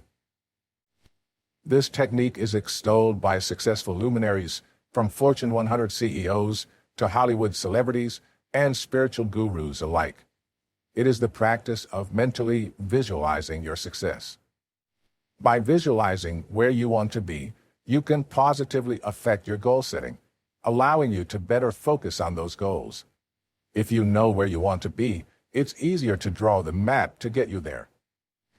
One of the most prominent purveyors of mental visualization is the award-winning actor and comic Jim Carrey. As he tells it, when he was first starting out his career, he wrote himself a note stating that he would earn $10 million one day, and every day he would reference this note, visualizing that he's earning millions of dollars. How he visualized himself achieving this goal is unimportant, but what is important is that he had the mental wherewithal to continually push himself to envision his future and his success every single day. Visualization is one of the easier techniques of self-discipline, as it allows you the freedom to dream up whatever goals you wish to attempt. This is where you want to be specific in your goal setting. Once you have the image burned into your mind, write it down. When you commit your visualized goal to paper, it becomes more real, more tangible, more attainable. You want to include reading your note to yourself as part of your everyday routine. While it's recommended that you start your day off with your note, you can remind yourself of this goal any time of the day. 3. Positive self-talk. Did you know that if you talk to plants, they grow stronger? Similarly, humans can talk positively to themselves, which has been proven to reinforce self-esteem and, in turn, success. Positive self-talk is when you act as your own cheerleader when things get tough. Navy SEALs aren't allowed to die, so they need to be able to talk themselves back from the brink if they need to. That's where practicing positive self-talk will save you. Whether it's telling yourself, you can do it, or it's not the end of the world, practicing positive self-talk will help you get through the worst. When you use positive self-talk in conjunction with visualization, this can be a powerful combo. By talking yourself up, you'll be able to push yourself that much harder. If you're your own champion, you can't possibly fail. Sometimes, though, people can struggle using positive self-talk. Even so, this self-discipline technique can be easily learned and will be a great boon for those that need to cheer themselves on. In terms of the SEAL teams themselves, these warriors must use positive self-talk to get themselves through some of the harshest battle conditions, including scenarios of torture or worse. Navy SEALs understand that one cannot only be physically prepared for battle, and that mental toughness must be developed over time with strict training and perseverance. Maybe a drill instructor's tough love approach is something you'd want to incorporate for your positive self-talk. Maybe not. Only you know what works for you. You have to be diligent about it, or else you risk not receiving the full benefit of positive self-talk. 4. Arousal control. One of the more difficult areas of the 4 pillars to master is arousal control. Everyone has impulses. What counts is whether or not you have the self-discipline to refrain from acting on those impulses. Navy SEALs are expected to have absolute control over their impulsive behavior, as it could risk them and their entire team on the battlefield. Why is this tenet one of the more difficult self-discipline techniques for people to master? It's because most people want to give in to their impulses because it feels good. When something is arousing, we typically don't want the arousal to stop. There's a reason it feels good and why we like being aroused. However, there is a time and place for everything, and sometimes you need to be able to have arousal control. As the final tenet of the 4 pillars, Navy SEALs take great pride in having arousal control, simply because of how difficult it is to achieve. Okay, so maybe you're not training to be like a Navy SEAL, but by using their 4 pillars method, you'll have a good foundation for developing self-discipline. Let's summarize these 4 tenets. Setting your short and long-term goals. Using mental visualization to see your future success as a way to drive you to meet your goals. Using positive self-talk to reinforce your visualization and to keep you pushing forward. And controlling your state of arousal, both good and bad, that will keep you in check during times of distress. Remember, you can choose what works for you, so if you find something that the Navy SEALs use as helpful, feel free to utilize it in your routine. 40% rule. Another important way Navy SEAL candidates are trained is through a rule called the 40% rule. They are taught in their tough trainings that whenever they get to feel the first sign of fatigue, it doesn't mean that they really got tired and they can stop now. They're told that when they get the first emotion of fatigue or tiredness, it means they have used only 40% of their power and are still left with 60% more. It means even if your mind starts giving you the initial signals that you are tired, you still have a lot inside of you to continue regardless of that.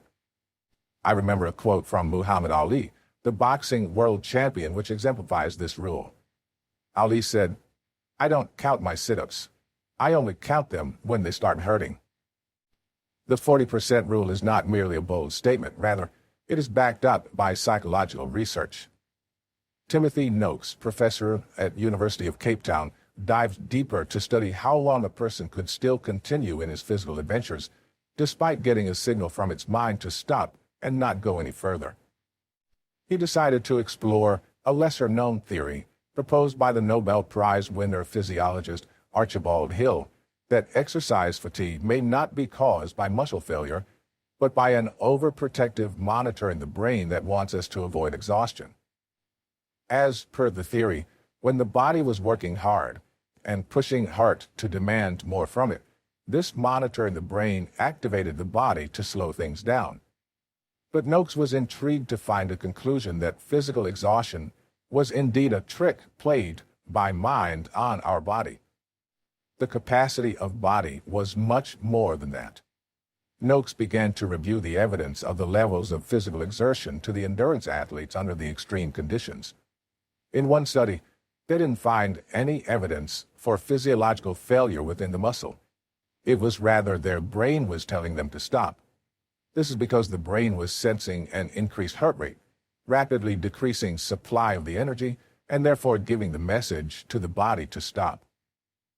Alongside the above, the brain started to give an overwhelming feeling of fatigue, and that it had nothing to do with the muscle's capacity to keep working, as Noakes found out.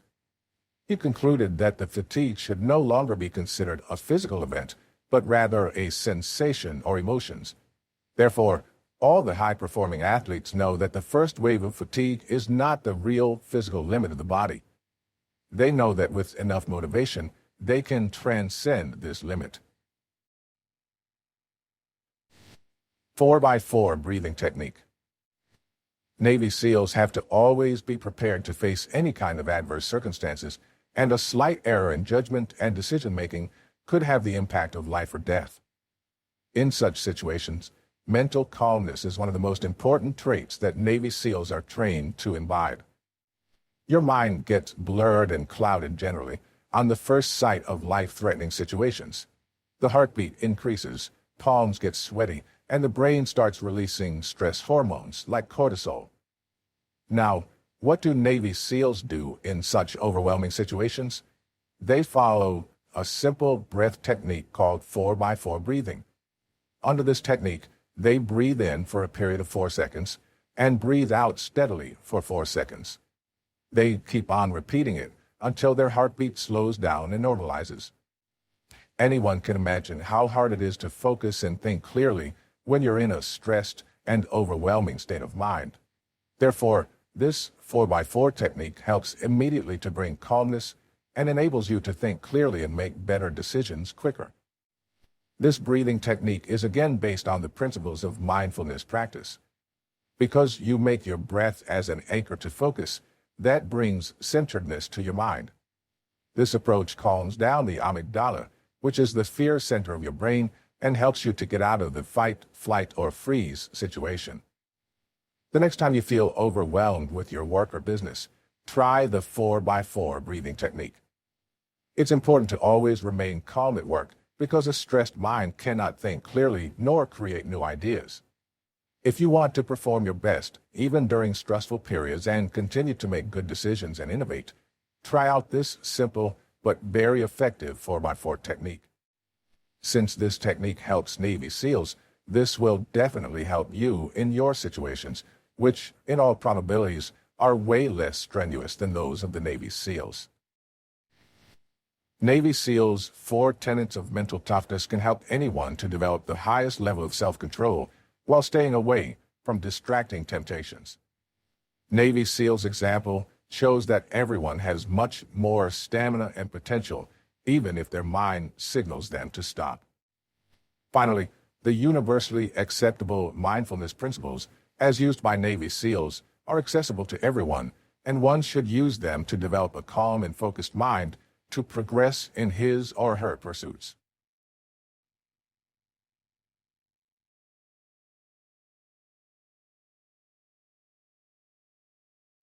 Chapter 8. Take charge of your emotions and foster self-control. The person who masters himself through self-control and discipline is truly undefeatable. Buddha. Surfing your urges exercise. Self-discipline is all about controlling your behavior and not getting swayed in the river of your emotions. Gauging your emotions is proven to be an effective method to build self-discipline. More particularly, there's one specific technique called surfing your urges, where you closely observe the urges going on in your mind. Urges are nothing but our internal impulses to engage in an habitual behavior or past addiction. You observe them in the form of sensations or vibrations in your body, and not merely as a thought. As you put yourself into the role of an observer of your own internal invisible emotions, you develop the habit of disassociating yourself. You see yourself as a different being than these urges. This technique is an implementation of mindfulness methodology to observe what goes on inside you when you are allured by your urges. An experiment was conducted regarding surfing the urges by researcher Sarah Brown from the University of Washington, Seattle, as cited in her book Willpower Instinct by Kelly McGonigal, author and psychology researcher. This experiment was conducted on a group of 12 people who were chain smokers, but interested in exploring the possibilities of quitting smoking. In the experiment, there was a conference room that had a big center table with 12 chairs around it. The chairs were facing the walls in the room in such a way that everyone was required to look at the wall in front of them and not at anyone else. Also, any paintings, posters, or any other distractions hanging on the wall were removed. The control group participants were called in one by one. Each one now was handed over their favorite pack of cigarettes. It is noteworthy that each participant had not smoked in the last 12 hours, so you can imagine that the urge to smoke was already at its height. For the purpose of the experiment, few participants were given a brief mindfulness-based training before the start of the experiment, so this subgroup had some understanding that this experiment involves being mindful of their urges. Each participant was asked to hold their pack of cigarette in hands in front of them so they could see it. They were told to open their packet and take out a cigarette. The participants were given further directions in this urge surfing exercise. In each step, they had to pause and observe their inner feelings. They were told to put the cigarette on their lips even flick their lighter on, but they were not allowed to light the cigarette. The main idea for these participants was to be observant of what was going on in their minds and bodies, i.e., emotions or urges they were feeling.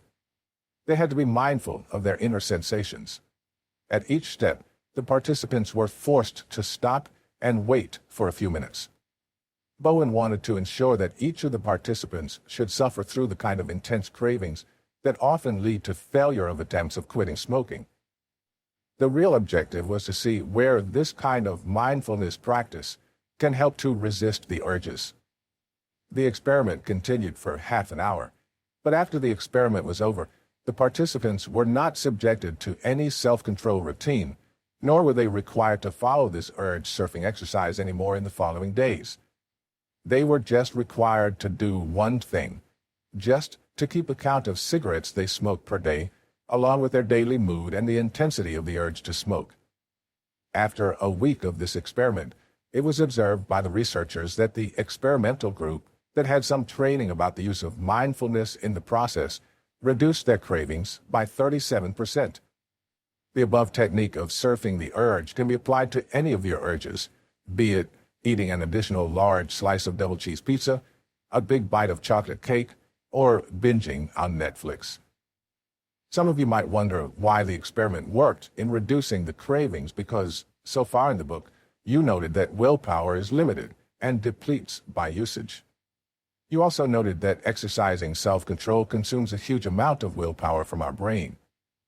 The thing that made a difference here was the use of mindfulness. It was not merely suppressing the urges in this example. It was an experiment to test the effectiveness of mindfulness to build self-discipline.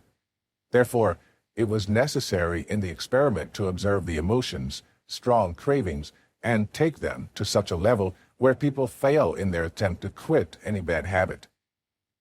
In the experiment above, the researcher tried to find the effectiveness of mindfulness in building willpower and concluded that mindfulness helps to reduce cravings and build self-discipline. The underlying logic for positive outcomes in the experiment was that being mindful of your urges helps you to separate you from those urges. You start to see them different from you. When the urge or craving is at its peak, it can be compared to a wave in the ocean. It would build in intensity, but ultimately dissolve in the water. So your job is not to fight with that wave, not to give in, rather to ride on the wave and keep observing the ups and downs of the wave. By experiencing the urges, it helps you to separate or disengage yourself from these emotions. A typical urge stays around 20 to 30 minutes, and if you don't fight with the urge, rather just observe it, slowly you will realize that the power of the urge starts to mellow out. Therefore, the experiment above supported the use of mindfulness to boost self-discipline, as we already learned in one of the previous sections about boosting of willpower. Emphasizing upon the importance of mindfulness, I have captured a section about the benefits of mindfulness in quitting any bad habits through a 4-step mindfulness-based formula in my book, The Mindful Mind, which I am sharing an extract below, as you will find this useful. Judson Brewer, director of the Therapeutic Neuroscience Laboratory at the Center for Mindfulness in Medicine, Healthcare, and Society at the University of Massachusetts Medical School, and author of The Craving Mind, From Cigarettes to Smartphones to Love, Why We Get Hooked and How We Can Break Bad Habits, advocates the use of mindfulness for breaking any bad habit. Yes, he claims that mindfulness can be said as gold standard for treating cigarette addiction patients. Brewer suggests that mindfulness is the tool through which you can get rid of your addiction, and he terms this 4-step mindfulness formula to cure bad habit as RAIN: recognize, accept, investigate, and note. Brewer explains that in order to get rid of any bad habits or so-called addiction, there are 4 stages involved and directly or indirectly involves mindfulness of the situation. Let's elaborate this one by taking example of any of your addictions. 1. Recognize. Whenever you feel a craving for smoking or drinking, the first step is to recognize the feeling of craving in your body. In my case, while writing this book, I am intermittently thinking of switching my attention to something different that will give me instant gratification, like checking something on Facebook. Once you realize what you're craving, you shouldn't immediately run to grab that thing or get trapped by that emotional feeling. Rather, you need to recognize that feeling at that moment. 2. Accept. The next step is to accept that feeling arising in your body. That bit's tricky and difficult. It often hurts. Now, the good part is you don't have to do anything yet. But the difficult stuff is that you're feeling uncomfortable and want to scratch that itch, but you can't do that. Brewer recommended that you have to acknowledge your acceptance in a small, active way, like nod your head or just say, "Okay, I got you." 3. Investigate. The next logical step in the process is the thinking work. You have to analyze the reason behind your bad habit or addiction. Why do you want to go out and smoke? Why do I want to switch the tab and get distracted while writing? You shouldn't compel your mind not to think about that. Rather, you have to arouse curiosity about why that craving is coming. Here is the role of mindfulness. As your craving grows, you see how it feels in your body. The main point here is to get disengaged with that craving, precisely for the reason that you are not that thought. You are separate from that thought. 4. Note. The fourth step is to take mental note of the emotions arising in your body. Just give a single word or short phrase to put a label on what you feel. There is a neuroscience behind this noting. Taking a note of emotion reduces the impact of the emotions. Alex Korb, Ph.D., in his book, The Upward Spiral, explains the science behind this mental noting. In one fMRI study, appropriately titled Putting Feelings into Words, participants viewed pictures of people with emotional facial expressions. Predictably, each participant's amygdala activated to the emotions in the picture. But when they were asked to name the emotion, the ventrolateral prefrontal cortex activated and reduced the emotional amygdala reactivity. In other words, consciously recognizing the emotions reduced their impact. The effective way to master your emotions and control your urges is to create a distance between you and your urges. Since your emotions and urges are so deeply ingrained in you that you feel as if you are those urges, therefore it is important to build that distance. It is possible only through the power of mindfulness, which literally puts you in the shoes of a witness or an outside observer, that the magic starts happening. Therefore, as stated in the previous section about building important habits, I would emphasize here to imbibe mindfulness as a part of your daily routine, and you will get rewards of enhanced willpower to stay away from temptations and keep focused on your goals. Make choices before they become emotional. There is another approach that demands you to make choices proactively before they get infected by emotions, because the choices based on your emotions are impulsive reactions and not rational decisions. Under this approach, you make healthy choices before they get under the control of your emotions. Here, you create such circumstances through your proactiveness that any possibility of making choices under the intoxication by arousal of emotions is ruled out. For example, when you leave for work in the morning, carry along home-cooked, nutritious food so you would have already made a choice for your lunch. In this situation, whenever you feel hungry, you don't need to make any selection of food outside based on your emotion at that time. You have eliminated the need for making choices based on your emotions by planning the right course of action in advance. If you work in an office or as part of any team, then pre-committing yourself to the meeting by sending an email with a calendar invite or accepting a meeting invite is another example of making a rational choice in advance, so you don't alter your decision later influenced by your emotions at a future time. Since you've taken a decision rationally in advance, you won't be swayed by your emotions to defer working on that project or not attending that meeting. This gives fewer opportunities to allow your emotions to make decisions, and make most of them well in advance while applying your logical and thinking brain. This creates a healthy environment for yourself to stay self-disciplined. Use of implementation intention. Psychologists suggest one helpful technique to build self-control if some future course of action arises. Under the pre-deciding the implementation plan, you have to use if-then statements for different situations. For example, if you are on a dieting plan to lose weight and you happen to go for a dinner, you have to tell yourself in advance, if anyone offers me some food with heavy fats and carbohydrates, then I will ask for some fresh green salad only. There's been some research among adolescents that prove that implementation intentions improve self-discipline. Having a plan in place in advance prompts you to just take the pre-decided action in that moment without putting any pressure on your willpower to make a fresh decision. If-then statements for various situations of your life will not let your willpower sap when you face the tempting distractions that can easily derail you from your path. Our emotions have strong influence on our self-control abilities. Therefore, we need to closely observe our emotions and make efforts to disassociate ourselves from those emotions. Only if we are able to see our emotions at a distance will we be able to make choices based on rationale that supports achieving our goals.